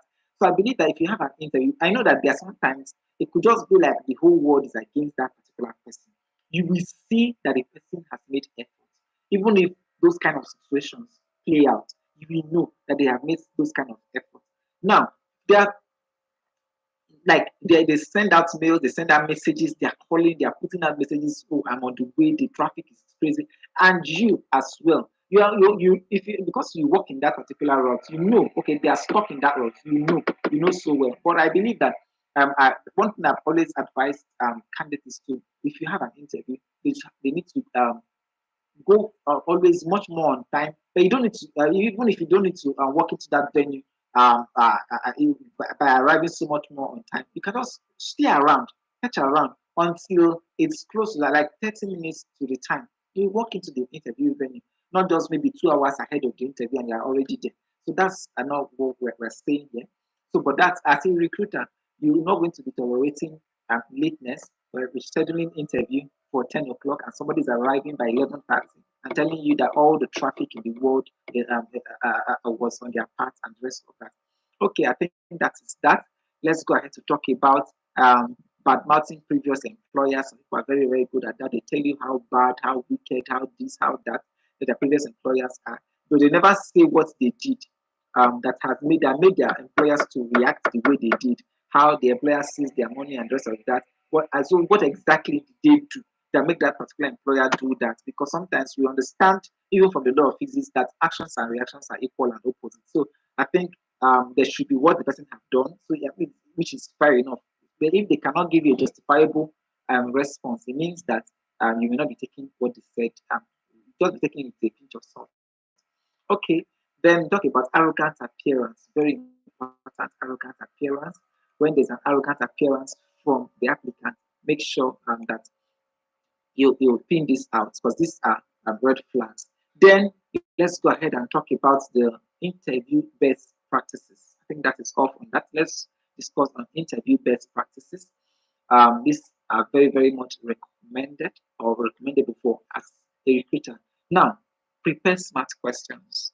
Oftentimes, remember, you must have heard people say, this is a dumb question, and this is a dumb question, and the rest of that. So now, let your questions be smart enough. Let your question, so it's not like, yes, I understand the fact that people can think that it's a dumb question because it is already on their CV. Why are you asking them the same question? I already said that in the interview, that you intentionally re-ask that same question because you want them to say it with their mouth. You want them to say that they wrote it on that CV. Somebody else may have written it there, but you want them to say it so that and at the end of the day, if they are putting figures that are different or that are away from what they have on their CV, it's very clear for you to know that something is wrong here. Let's say on their CV they're saying that they did 30%, and when you're having the conversation, they change it and they tell you that they did 10% or 12%. Something is wrong. Why 30 and you're saying 12? Or you see 25% and something, and they're saying something else again. Then something is definitely wrong. Okay, now let's go ahead to talk about the next one. Is the expect questions from the interviews. Of course, if you're asking questions that are intelligent, smart, also you have to also expect questions at the end of the day. So when we finish the interviews, and if they have questions, they will ask. Now, as answering questions, of course, you should know the limit of information that you need to give out. Some applicants always want to move ahead. They always want to move faster. In that situation, what do you do? Always restrict what you say, the information you give out, because at the end of the day, if they are the preferred candidate, if they are if they get hired for that role, that information that they are asking for and even more they will get to be given to them. So by the end of the day, the person is asking for information that you should not give out. Kindly ask that the person be patient. In due course, they will get that answer. They will get the answer to that particular information that they require. Of course, if that question is something that maybe they're asking for you that you disclose certain information that they should not have, then if you disclose that, then I think that's on you as a recruiter. Then let's go ahead to talk. Then when it comes to questions, of course, you're going to expect questions and also answer them. Then use a copy of their CV and their resume. So you have to get a copy of their CV and their resume handy to use that. So of course, their soft copies, you can just open the mail where they sent, and while you have the mail, the soft copy right in front of you, then they make their presentation and it's much more easier. So if they are bringing their CV, they bring a copy of their CV to the interview, then that is great. You file them as well. Though most organizations these days do not ask you to provide a hard copy anymore because but when you're now going to be, when the candidate is now going to be hired, that is when the candidate is going to be brought on board the organization, they will provide hard copies as well. But since they have the soft copy, they will use the soft copy. So as a recruiter, you are going to be using the soft copy, or you could also use the hard copy as well, whichever one. But make sure that you have their CV handy while you are interviewing with them. Don't just interview and say, okay, I have them in my mind. What I've read up some information, so I have them all stored up, so I can just ask questions from what I think. Of course, you're going to forget what you have, and then you can also have the jotter close by. You can so while you are interviewing that candidate, you are taking notes away from the scorecard. You're taking certain notes about that particular candidate. There's certain information. Okay, now there's a reason why I was saying why I had to put up this particular one as an extra, because there are people who are very good. Who, while you're interviewing with them, you discover, oh, this person might have a skill here, or this person might, and maybe you certain person in a particular department needs someone in that area. You can just say, just after the interview, you're asking them, okay, if they're interested, what if they're interested in at XYZ roles? Would they like to function there? That if an opening in XYZ role comes up, would they be interested? So you can just throw that in. So if they give you that's a great response, you can just forward their profile to the next, that's to the department that's in concern or that needs that particular talent. Okay, I think that's said. Let's go ahead to talk about ask questions as well. Always ensure to ask questions from the resume. Don't ask questions outside of that. Then let's also focus on dress professionally. You as the recruiter. So when you're having when you're having the interview, you dress professionally. I remember we're talking about people attending interviews on pajamas. So you should not also do that. Then you dress professionally because they also you are the you are the interviewer. So you should also lead by example. Then go ahead and do a follow up when after the interview you do a follow up. Then talk about listening carefully, keep to time. When if you have said it is 10 a.m., be there 10 a.m. Then it's not like you set the time as 10 a.m. and you are truly mean casually to the interview venue by 11 or by 12. Then I think there's an issue there. I understand the fact that there are certain situations or certain circumstances are beyond you, so you can't be able to do anything about that. I understand that. For instance, where you maybe certain senior officers have to be in that particular interview, and you cannot do anything about it. You are there already. If you have set the time as 10, and they themselves agree to the 10 a.m. time, then and they do not show up at that particular 10 a.m. So that's beyond what you can control. It's not you. So at the end of the day, when they come in, they can apologize. So and join the interview. Okay, I think that is that. Then I talk about listening carefully. I think that is that. Then at the end of the day, close the interview on a positive note. Close the interview on a positive note. Very much important that you always close the interview on a positive note. Remember when we said appreciate people for participating or for coming for that interview, appreciate them, thank them very much for being a part of um the interviews. I think that is all, and that brings us to the next slide. Okay, that brings us to the end of the three modules that we considered this morning. Okay, I think having done justice to this subject line that we considered today, let's have your questions. Please can start asking your questions now. Let's let's have the questions coming. You can type in the question. Okay, maybe I'll just scroll up while you're typing in the question. I'll scroll up and respond to some of them that came in here. Okay, please let your questions start coming in. Let the questions start coming in.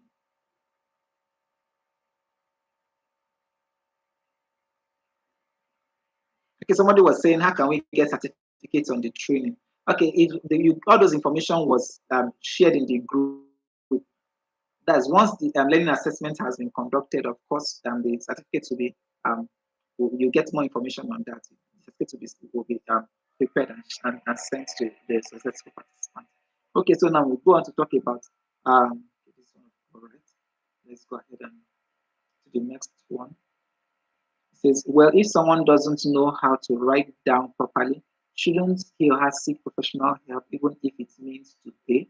Of course, that's from Pamela. Is beyond my, of course, I believe that's what it is.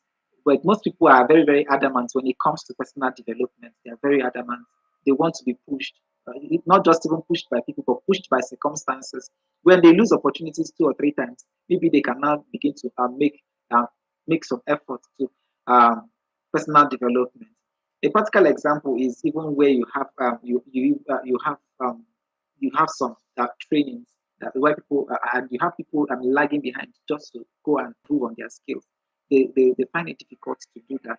Until they begin to use opportunities, then they get awoken to taking steps to improving themselves. Okay, I think that is that. Okay, let's move on to the next one. Says a reference is reference really necessary for his CV. That's from Meko Jane. Meko Jane. Okay. Jane, I think maybe if you didn't get if you didn't get my what I was saying very well, I said for instance, answering your question, reference is necessary on his CV. Very, very necessary. But if you decide to put available on request on your CV, then that is that. If you do not even put that, at the end of the day, you'll be asked to provide a reference. Before you are employed, you will definitely still provide that reference. You will provide it. So, but if you, for some people's CV, they just decide to put available on request. So if as a recruiter, you need that information, you ask for that information. And as a recruiter, you will need it. You will definitely need that information. So, because once before you even progress to the next phase, yes, they are very good, their profile is great, but you need to get information from their reference to be very certain about that particular person. Okay, I think that's okay. So, can someone use her reference as her husband as a reference? That's from Olabanji Florence. Okay, oftentimes references are always suitable when it's coming from not just someone so like a close relative like that, a very close relative. Even distant relatives can stand as a reference, but it's more important that you use references that come from people who are not related to you are very more authentic. Are very more authentic because one, if you don't if let's take for instance if you're not so great at certain things, will your husband say it the way it is and say and tell and say that you're not great at this? That's one of the. It might be somewhat a little bit biased, and even if it is, if even if it is, he is not biased to say the way it is. How do you still do you think that the recruiter or the agent will believe wholeheartedly what he would say or the feedback he will give? I think um the, there will be somewhat of a doubt. So we need someone that is neutral, someone that oftentimes that does not have any connection with you. Those are great references.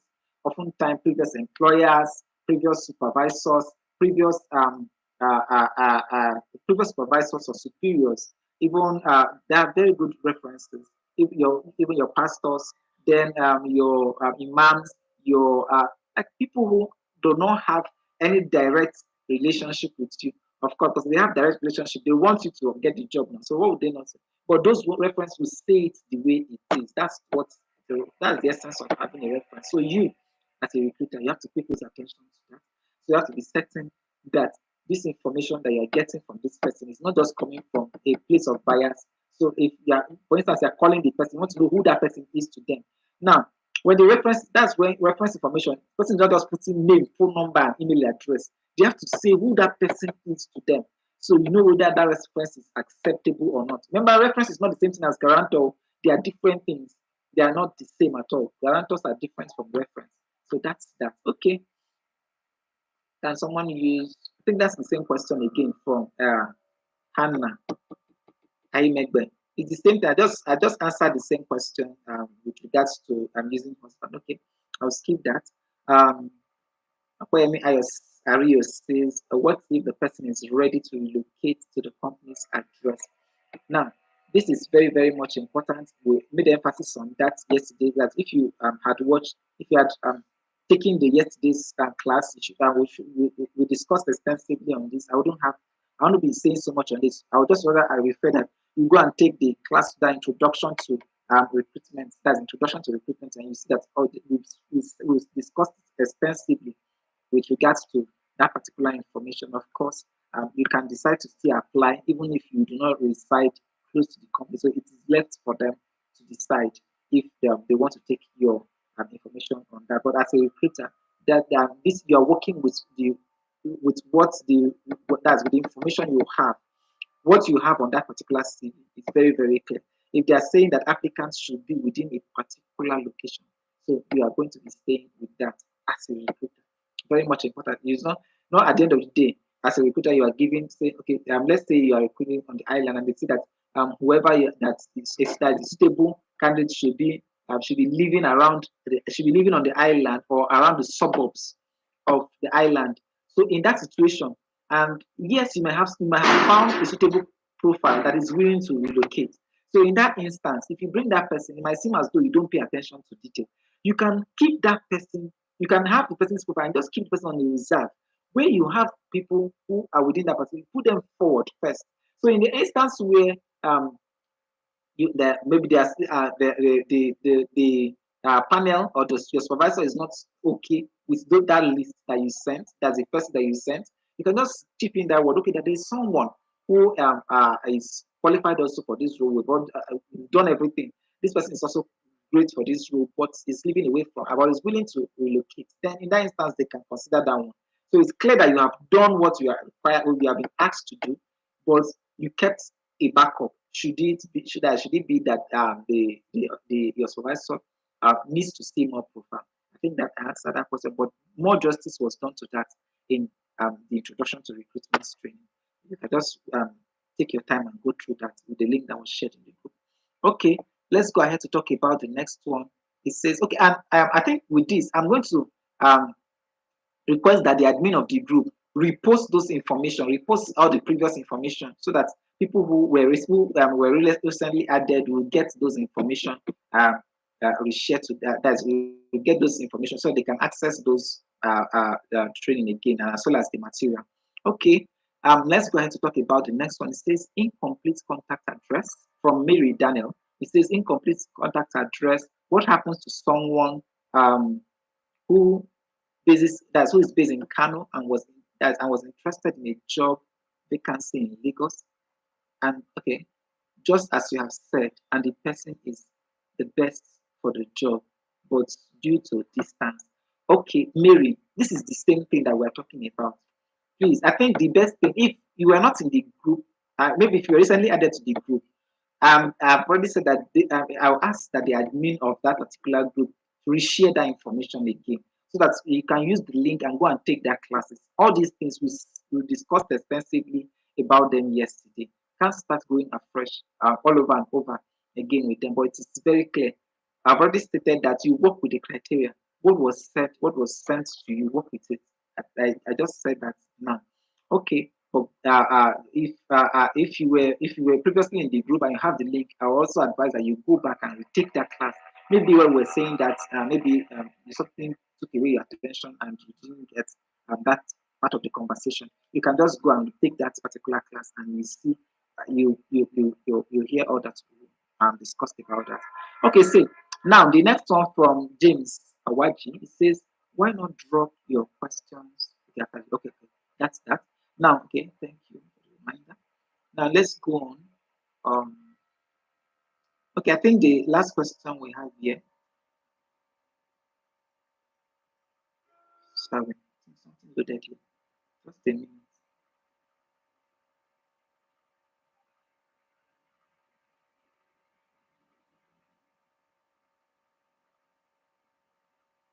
Okay, I think I have that. It says, what happens if the person with MSc HND is not qualified? The person with OND happens to be more qualified than than the required candidate, what do you do? Now, first of all, it is not MSc HND, it is BSc HND or HND BSc. MSc is higher than HND and BSc together. So that is first correction. So now when you have such a situation, you just apply that same strategy that I talked about with regards to that earlier question from the other guy that says, so you just keep this particular profile handy by the side. So when you have, but you work to get a BSc HND, because if a job role has stated that the minimum requirement is HND BSc, there's a reason why it is so. Why they have stated that the job role that they require a HND BSc. But you can keep that one on by the side. And when at the end of the day, when you have submitted a minimum shortlist that have been required of you as a recruiter, you provide that shortlist. You can now say, oh, slash mark, we have I have another profile that is OND. So, but that's if they decide to pay attention to that, because oftentimes there's a reason why it is HND BSc. If ONDs are to be considered, you also be notified. So, but in that instance, so that you don't go back, start beginning to look at searching for that particular profile, you can just keep the person at one side. So when you are, if they approve of it, you can now forward the OND. So I think that is that. Okay, says okay, let's go on. Okay, that's from Adik Kemi Odulade. Says, good morning, sir. How long should an ideal recruitment process take? Okay, an ideal recruitment process can just be in less than a week. In less than a week, ideal recruitment process. But there are a lot of things that can hamper the recruitment process. For instance, we could schedule for a meeting to take place, or you could send an email, and the email goes into the spam folder of the applicant. So now the applicant does not even see. That's why it's much important in the recruitment process. When you send a mail, send a text message as well. Or more importantly, for me, I prefer when you send an email of inquiry, call the person and say XYZ, a mail was sent to you. Kindly ensure that you attend to it. A mail from XYZ guys, a mail from if it's a mail from Trust Talent is sent to you, kindly ensure that you attend to it. So at least they know. They begin to look for it. So in the instance where sometimes they begin to look for it, they can even call back and say they did not see it. You remind them, please go and check your spam folder. And by the time they check their spam folder, they see the mail in their spam folder. So in that instance, okay. So now in that instance, take for instance that you didn't even follow up with a call. So the person might just even be there, and you're expecting a reply, and the person did not reply. So that's, you don't want to spend some time, whatever you're doing. If you have spent time or spent energy on at least bringing up a profile, and you're interested in that profile, follow up with the profile. Then also the things that could hinder the recruitment process, because when we're talking about the recruitment process, is from the time of the application, from the time of publishing application, doing the application, that is getting the application, screening, interviewing, testing, that is testing and interviewing, then making a final decision on selection. So at that particular, these are the time frame that we're talking about. Being very fast, you can get that done in less than a week. That's that. So there's very for some time, there for some organization, when it comes to that's in-house. I'm talking about in-house recruitment now. Some organization. But when it comes to as a service, it is below a week. Sometimes you are mandated to get this done even in less than 3 days. That you can be mandated to get this done in less than 24 hours. So that's why if you watch extensively, that if you're part of the previous class that we did, so I spoke about this kind of situation and how you can handle them. Please go back and check that. I discussed strategies that you can exploit and ensure that you can even meet a 24-hour deadline. Because if you are saying an ideal, and when it comes to providing services on that, because the option is an outsourcing firm, so you can be given a 24 hours deadline, and you will provide that candidate. You have to provide for that. You have to get that candidate provided at ASAP. So in that situation, the strategies are there. We talked about it yesterday. We talked about it extensively. So I've said earlier that the link will be reshared. Please go ahead and follow that, listen to that particular class, and Take that classes, complete them. I think it will help. Then let's go ahead to talk about next one. Says, can someone husbands have discussed that before? Nigeria, Florence. Then says, is Lagos Nigeria? Okay, is Lagos Nigeria the best format for address? No, Lagos, Nigeria cannot be the best address. You cannot be. You are not, even if you are living in Lagos, Nigeria, your address is not Lagos, Nigeria, for crying out loud. That's from Olawale. Yes, sir. Your address cannot be Lagos, Nigeria. Take for instance that you want to send a parcel to you.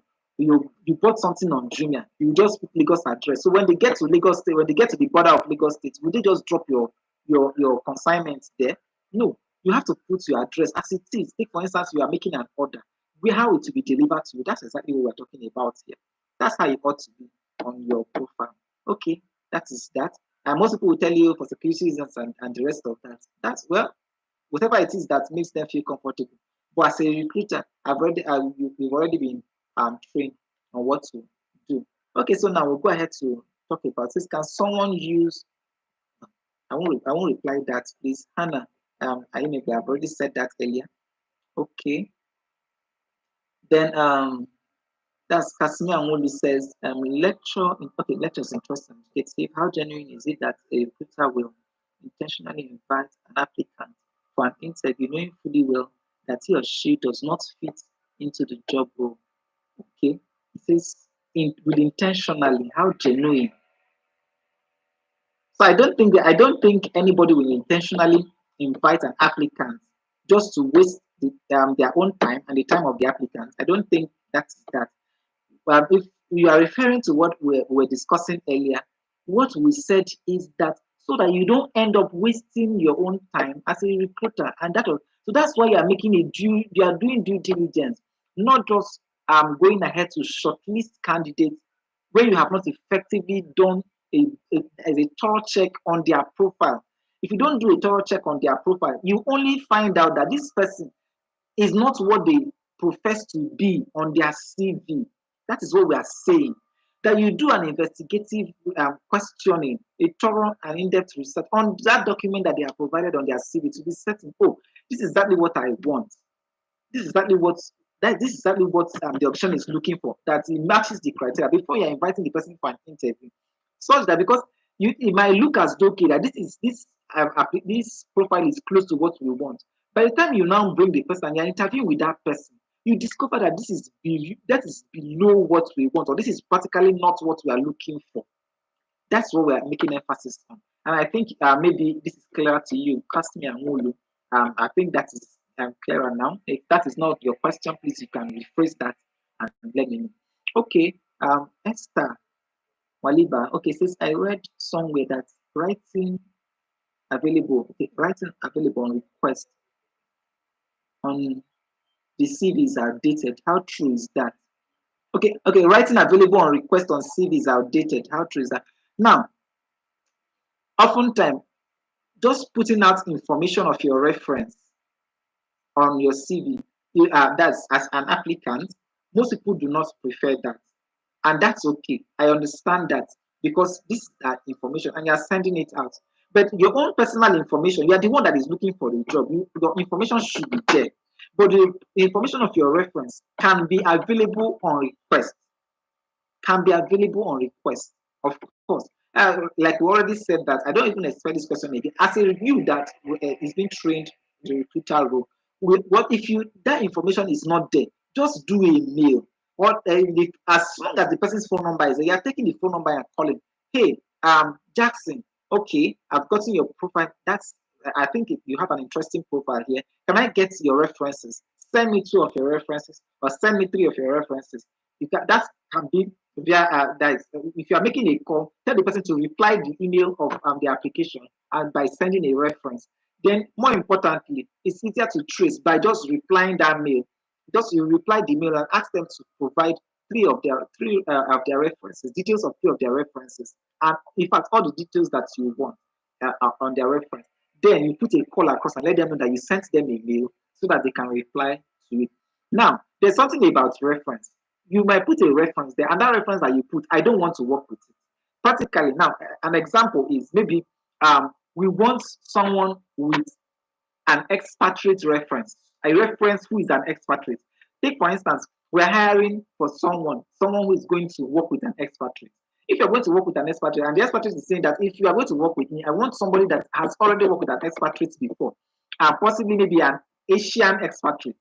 So you see, if I'm going to reach out to you, you may have sent your CV as the applicant, and you have reference information there. And the reference information that you put are Nigerian, or the references that are to your own country, native to your own country. But this whoever who you are going to be working with is requesting that you provide maybe an Asian. I'm giving an example, maybe an Asian reference. So you see that reference that was placed there, we definitely not is not that it does not practically suit. So we want another reference in that instance. So at this stage, we have to write back a mail to that person and ask the person to provide a reference. Now, reference in this category, of course, you have this.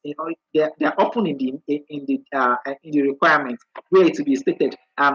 Ability for this, the applicant is supposed to have experience working with, maybe it can be, they say, working with American employers, working with British employers, working with Asian employers, working with Indian employers. So you may have said something like that before. So if you are applying, it means that you must have had those references down.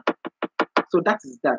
So I think that is very clear here, right? I think I spoke at length to that. Um,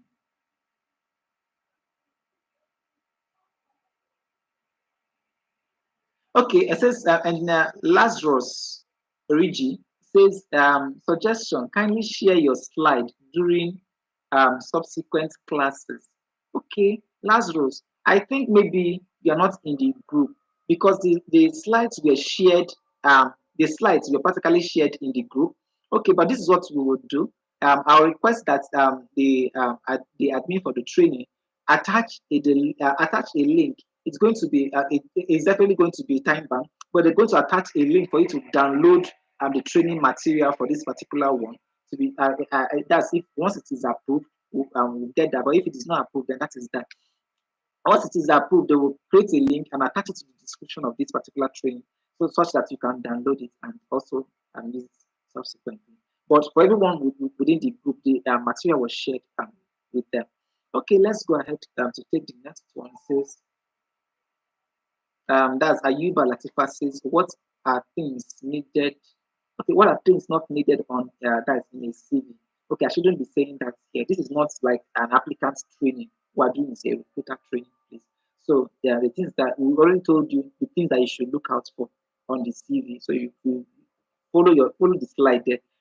Pay attention to the things you are going to be looking out for. If we are doing an applicant's training, that is job application training, that particular one will focus on things that should be on a CV. This particular one is not for you, Ayuba. Particular. That's the question not for this particular class. Okay, I think we have um, Abdullah Yusuf says, you said check a candidate CV alone. Can tell what kind of a person he or she is. What if the person paid a professional to help them write their CV? Exactly. This is what we are saying. So they wrote a professional CV. I've already said this before. I believe that you are fooling what you are doing, Ayuba, Abdullah Yusuf. I said they have an excellent CV, right? They've written a CV. Now you have invited them. You can even put a call across, or by the time they come for an interview, that's what we say. You now give the person, say, okay, oh, if it is James Smith, introduce yourself with regards to what you have on your CV. Now let's see what James Smith is saying. You have their CV, and James Smith is saying something completely different from what they have on their CV. They've sold themselves out. It's out that it's now a clear case that James Smith hired someone to write on their CV. What we are saying here is that there are people who they are from their CV. You already know these are specific to some roles where we need somebody that is highly coordinated. Take for instance, if you are hiring for the role of a personal assistant, the personal assistant is coming in to come and help organize the activities of their superior. Now, and you're bringing in somebody that is not coordinated. Somebody, in fact, from their CV is not coordinated. Everything is just so scattered. And you're bringing in such a person.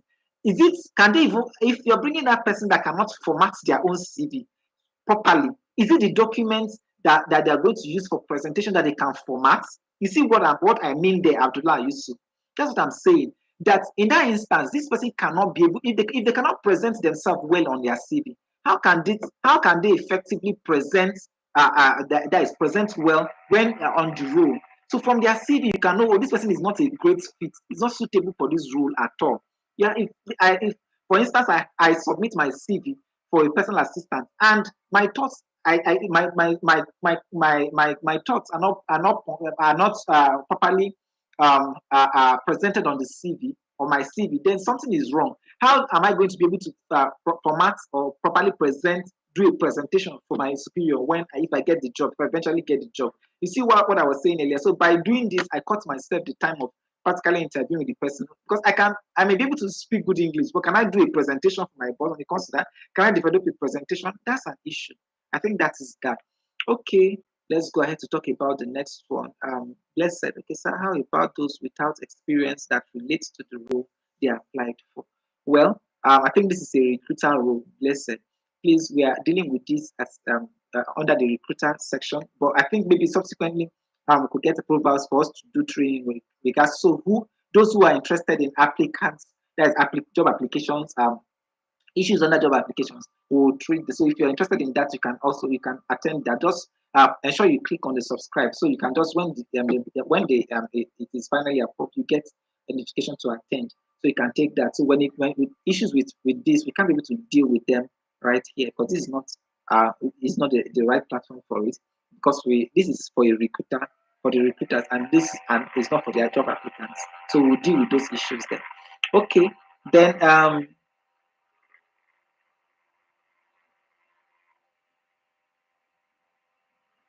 okay, more about that one that I just said now, blessed. If they don't have the experience for the role, you have no business going ahead with their profile. Now, let's go ahead with Emmanuel Saturday. Peter, he says, please, the when is the appropriate time to reveal the benefits of a job role, like salary and other benefits to the applicant?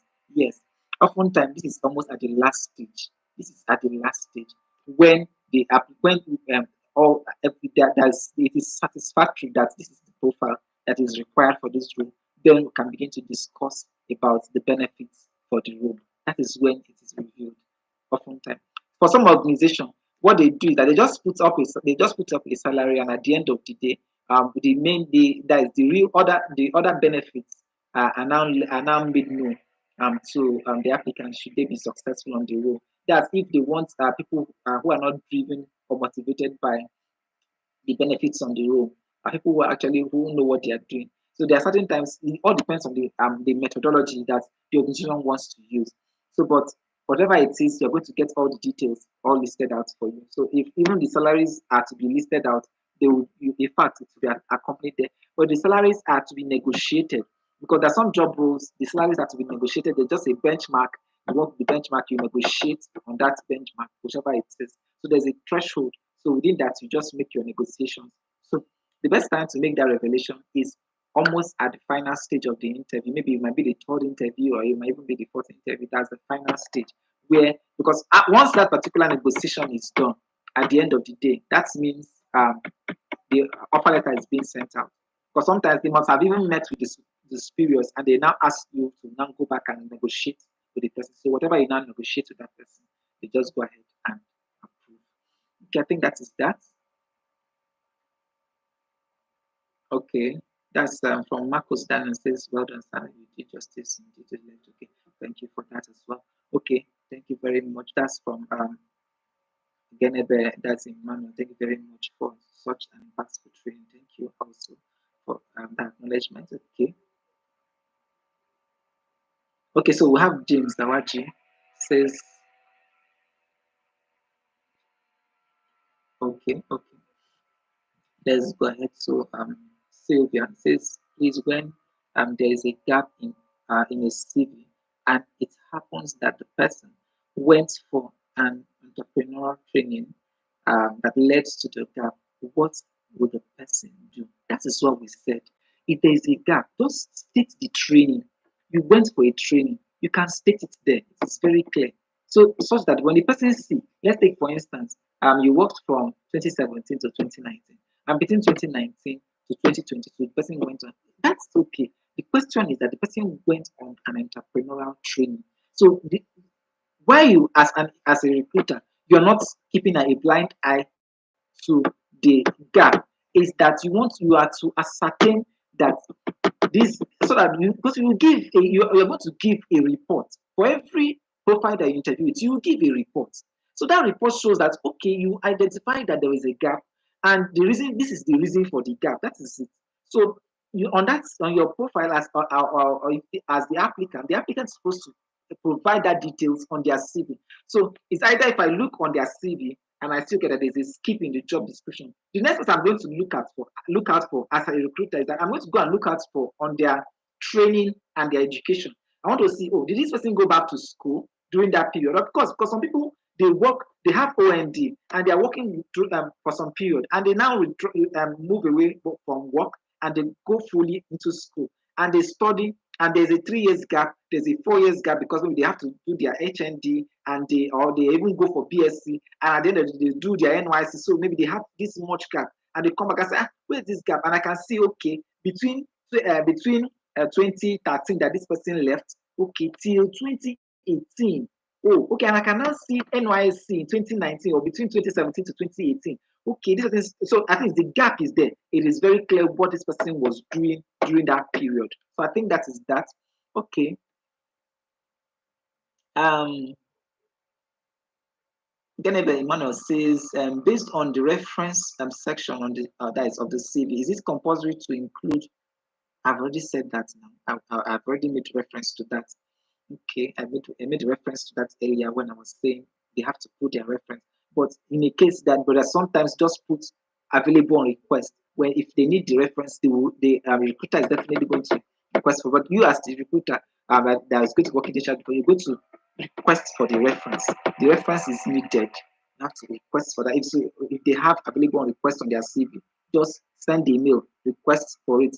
More importantly, a mail is better because it's easy to document, because all you just do is to send to printer, print it and attach it when you're filing, you file everything together. That is that. Okay.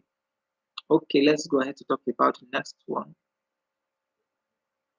Okay, Lazarus Sunday was saying, how do you get, I think that how do you get the, forget about it, the link will be shared and you will get, you will be able to download it. That's once it is approved, the link will be shared on how to download the learning material.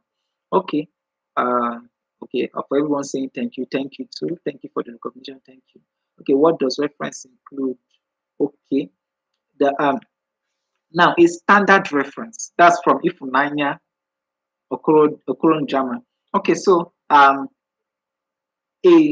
standard reference should include the name of whoever it is, the referee.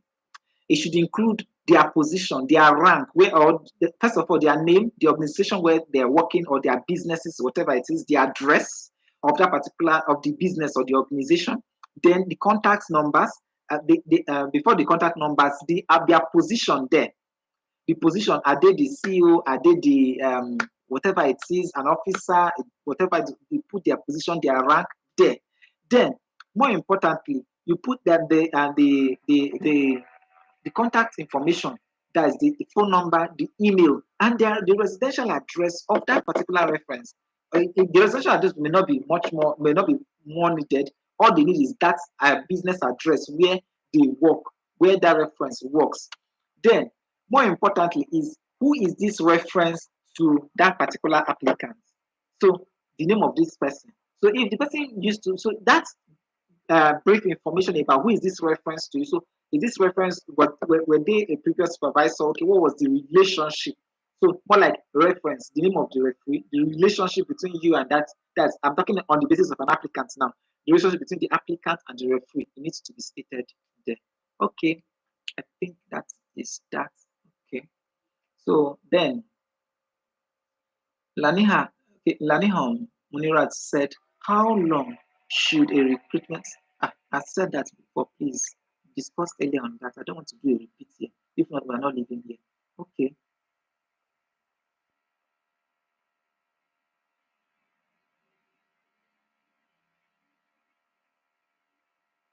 Hold on. Try to get all the info, all the questions.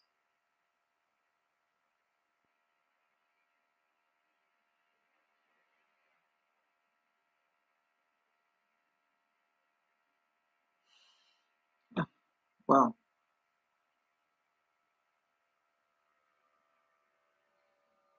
Okay, it says that's from Philip Agbonica. It says, I really want to know why HR in Lagos are so biased.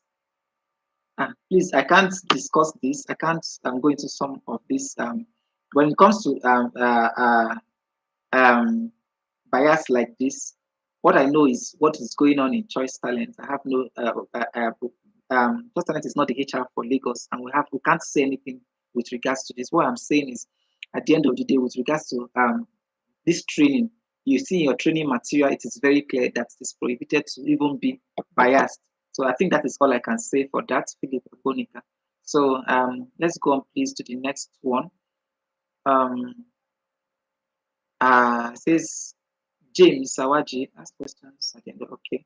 Um, Emmanuel, that's on this. Also, what is more important when screening an applicant? Is it their educational qualification? Please, everything you see on that CVs, everything you see on the training material is important. I don't expect that question. Please, just follow what you have on that particular. You have all the list of the things that you're asked to pay close attention to. You cannot select work experience that you want to focus on and their qualification and abandon the remaining. If you decide that that is what you want to do, go ahead. I think the evidence is here that you were trained and you decide not to follow the. Um, okay, so now let's go ahead here. So the next one says, the deep way Chidima. What if an applicant read marketing and wants to start a career in HR? Will it be granted? Of course, what you need is a training. You take training, you take your training, and you take a course on it. You begin to develop yourself in that line. What you need are development materials. You begin to develop yourself, take classes, take courses in HR, and can begin to develop yourself there. Okay, I'll talk about Olabanji Florence. Please tell us how cover letter can be written. Olabanji Florence. Wow. Okay, maybe you have to. I don't understand. This is a recruiter training, so for me to start teaching you how to write a cover letter, I think that should be a service you should pay for. Especially, I don't. How do I start teaching how to write a cover letter? I want to derail this class? No, we will not be answering that question. Okay, now let's go ahead to talk about Chinenye. She says, "Thank you so much." Okay, thank you as well. Then how long should a recruitment process take? I've already answered that. No repeat. Then Egbobe, Christopher, you people should stop. Of course, they should stop with repeating questions. Then they can always retake this class to ensure that it does. As long just retake this class and you see that. Then it says, what can I do to remedy a difficult CV? That's Opeyemi Ario. What can I do to remedy a default on CV when I already submitted it before job interview? Well, what you can do is come with the old one you sent. That if you are coming physically to the interview, come with the old one and come with the new one as well. So now, take for instance, you have an outdated CV. You submitted an outdated CV. If you were called for an interview, come with the updated one as well. Very important. Very, very important. So if you come with the two of them, let them know. Let the information be that the one you sent out was actually the outdated one. You have the current version. So and you give them the current version. It shows that you are thoughtful as well. Okay. Um, Michael Ajileye, when should we switch to online interview and when is it not convenient to do a physical interview? Well, oftentimes online interviews are usually first round of the interviews to be done, and when the interview progresses, then it becomes physical. Of course, the physical you don't just jump to a physical interview. Of course, now when you have technology that makes things easy, you don't start inviting someone to an interview when there is no potential. That is to a physical interview when there is no potential that okay, this interview this is leading somewhere. You run but those first phase of the interview because technology have helped have simplified the process. Prior to this time, the person have to first of all visit. You have to see them. You have to see face to face. But now, technology have made it easier that we can hold this thing to such that even you, because the time to prepare a physical interview is and the resources involved takes more. It costs more. to hold a physical interview than even a virtual interview. Once you do a virtual interview, it's easier for you, easier for the opposition, easier for the applicant. I think that is that. So as it progresses, if the person is more is suitable for the role after your virtual interview, now that they're coming physical, then you move to the physical interview. Okay, now let's go on. Joanne Aguaye says this question is for social media check. Okay, how do you handle applicants that don't use social media or have any social media account? Okay, now in that instance, there if it is mandatory that the applicants must have a social media account, then you just have to notice there that they don't have in your report that they don't have social media account. That is one, because you have to ask that to verify that they have, because in the future if they do not, if they have and they lied about it, then that's a problem. Then secondly, if they have, then you can go ahead and um, find out details about their social media account. Then they might have and they don't use their social media account now, but it all depends on the essence for doing that background check on their social media. That is their social media check. It all depends on the agenda, what needs to be accomplished. It might be about the type of content or to understand the kind of person that this person is. So by doing that, you can do that. That is, you can, if they're not a regular person on social media, you always say that okay, that then if they are the type that post content and they're posting relevant, you already have your report. So the person is checking on their state, and that is understanding, checking that particular candidate because they don't use social media. Even if they use or they don't use social media, just your report, make state it on your report. If they don't use, state it on your report. They have and is inactive, state it on your report. They have and they're misusing, in fact, they are doing exactly what the company does not want on social media. You state it on your report. That's just what it is. You have to do investigation and do your report. Okay, it says Emmanuel's son Saturday, it says, okay, some people use AI to generate their CV based on the job role, and some of them are very fluent in speaking. But most time they may not have that working ability or even are ready to learn on the job. What do you do? So in that instance, you have to answer that question yourself. If they use AI, they can speak, they can present themselves very well, and it's very clear that they cannot perform on the job. You're not picking them now. That's what the answer is. Okay, Hilda, how long should an interview last? I will suggest, like 30 minutes. 30 minutes. Oftentimes, when we talk about 30 minutes here, you budget 30 minutes, but sometimes you might not even get to 30 minutes, it might just be 10 minutes. If you see that this person is not the right person, there's no point wasting your time with that person on that interview. If they're not, just you can just find a way to end that particular session. If they're not the right person for that interview, there's no point wasting more time, wasting their own time, wasting your asking questions when you just by observing or by asking questions, in fact, or by going through their CV and you're seeing that what they're saying is not the same thing, and this person is not moving to the next stage, there's no point proceeding. Just end the session. That is, but you have to respectfully convey the information across. So you don't just close the interview on the person. That's going to be disrespectful. So whatever you do, be respectful and be courteous. So then Opera Cynthia says, if a biodata is not included in a CV, is it a red flag? Of course, it is a red flag. We've already said this before. It is a red flag. People should be able to include some basic information on their CV, because as a recruiter, now when we're talking about a red flag, we're saying there's certain information why that are being withheld from their CV, but there's certain information that should not be withheld on their CV. Then some people, as I think, because I don't want to spend so much time anymore.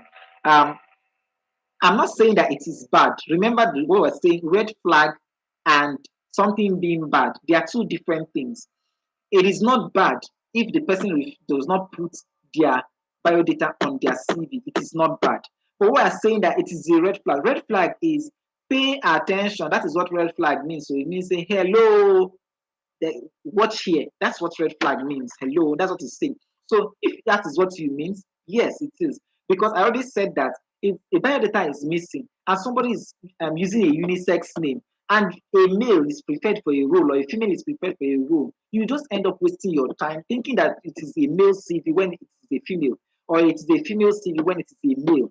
So these are what we're talking about. But those bio data will help to just remove that doubt from there. Because now you as the recruiter will need to do a mail. Kindly provide your bio data. You see, at that stage, you are request for your bio data. So in that instance, so we're not saying it is bad, but we're saying that it is a red flag. So you can pay attention and say, hello, okay, get more information. Don't just work. Don't just assume and continue working.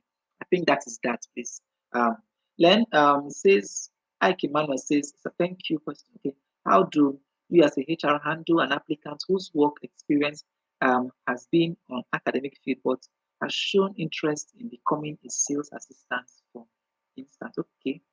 Okay, their experience have been somewhat away from what they want to pursue. I have already said that someone asked a similar question here. They studied marketing, but they want to go into they're interested now in HR. It's easier. Take classes, take courses, trainings. So if the person is you want to take if that person is okay and wants to move into sales and marketing, what's the best thing that person would do is to go for a personal development trainings that can help them acquire the required skills to succeed on that role. That is what it is. Because they were doing so well in the academic field. But now, if they venture into that road untrained, unskilled, they won't do well. They won't do well because there's a skill that's required to sell. If you don't have that skill, you can't excel in selling. You need to know how to sell in order to sell, in order to excel on the role. So that's that training, courses, classes, personal development. They need to take it very seriously. That is your answer to that question, please, Emmanuel Oguchi. Okay, Mary Daniel says, how can one avoid scam job interview? How can please, that's not what we are discussing here. Okay, you know what? With regards to all this, we're going to have I'm going to make an appeal so that we can create a training for applicants. For applicants, so if you're interested in applicants trainings, we can do that. I think that is that, so that we don't. I don't want us to derail this particular session. This training is for recruiters, so that's what it is. We are going to work on that. I think I can assure you on that. I believe that they're going to approve on it. So we'll get a training for applicants differently. I think that answers that question, please. Okay. Aria, take for instance, it says we are being trained on HR role, and let's say some of us does not have any experience before working as HR. How then do we gain the experience if we're given? Of course, that's why you're getting your training now. Or they're getting a training, and they're going to have a test. There's going to be practicals and the rest of that. So that there's these are streamlining stages. So don't jump. Then we talk about Mary Daniel. Say, sir, how okay, you are really a tutor. Okay, thank you for that. Thank you for that. Thank you, Mary Daniel. Okay, Lazarus, I think I've taken a lot of questions for you. Is it professional to put it to a recruiter that to give one's idea of what the take home will be if the issue wasn't raised during the interview? Okay, like you mean as the applicants to ask those questions. I think this falls under the application training. When we create an application, in fact, we're going to do that. When we create an application training, this question is going to be asked. It's going to be answered there. Okay, then Apoyemi, the Mary Daniel. Okay, okay. So says, I'm sorry to ask these questions. Are we expected to employ after training, to be employed after training if they were able? So we have all this in the group. Please, you're going to be those the questions are already on the group. The questions were already answered on the group, so I won't say anything about that on a live training here, please. I won't say anything about that, Mary Daniel. Okay, so you already have that question. It was addressed by their group admin. Then it says, James Sawaji, does the format of the CV really matter to a HR? Okay, that's it falls under the application training, applicants training. We're going to do an applicants training on that. So do applicants from the north qualify for this job training, for this job after training? Do applicants from the north qualify? So is there anything that would disqualify an applicant from the north in the first instance? Is there anything I don't think that there's anything that disqualify an applicant from the north from the job in the first instance. Just follow through the training, follow through the process, and that is all. Forget about qualify or not qualify. That's what we're saying. Just follow through with the training. Then Pamela Zoma, okay, that's also What's then the correct format for a CV or a resume? Okay, I think Pamela, this your question is not for the recruiter. That's under the applicant training. But with regards to what just happened now, we're going to I'm going to write process so we can create a training on that so that every single thing that is applicant related, all the questions here that are applicant related, they are going to be answered in that training. So we take our time to answer all those in that. I think that's that. Okay. That's we've done a lot of justice today, and I think that's we all we've spent a lot of time already in today's training. So with this, I want to draw this training to a close. So tomorrow we're going to continue from where we stopped. I think that will be the last version of that's the last portion of the recruiter training will be done tomorrow, and other information will be shared on the group. Okay, I think that will be all. Thank you so much for your participation in today's training, and for everyone under in the technicals also. So thank you so much. Do enjoy and have a restful day. Have the best of the day as well. Then we'll see you tomorrow. Enjoy your day.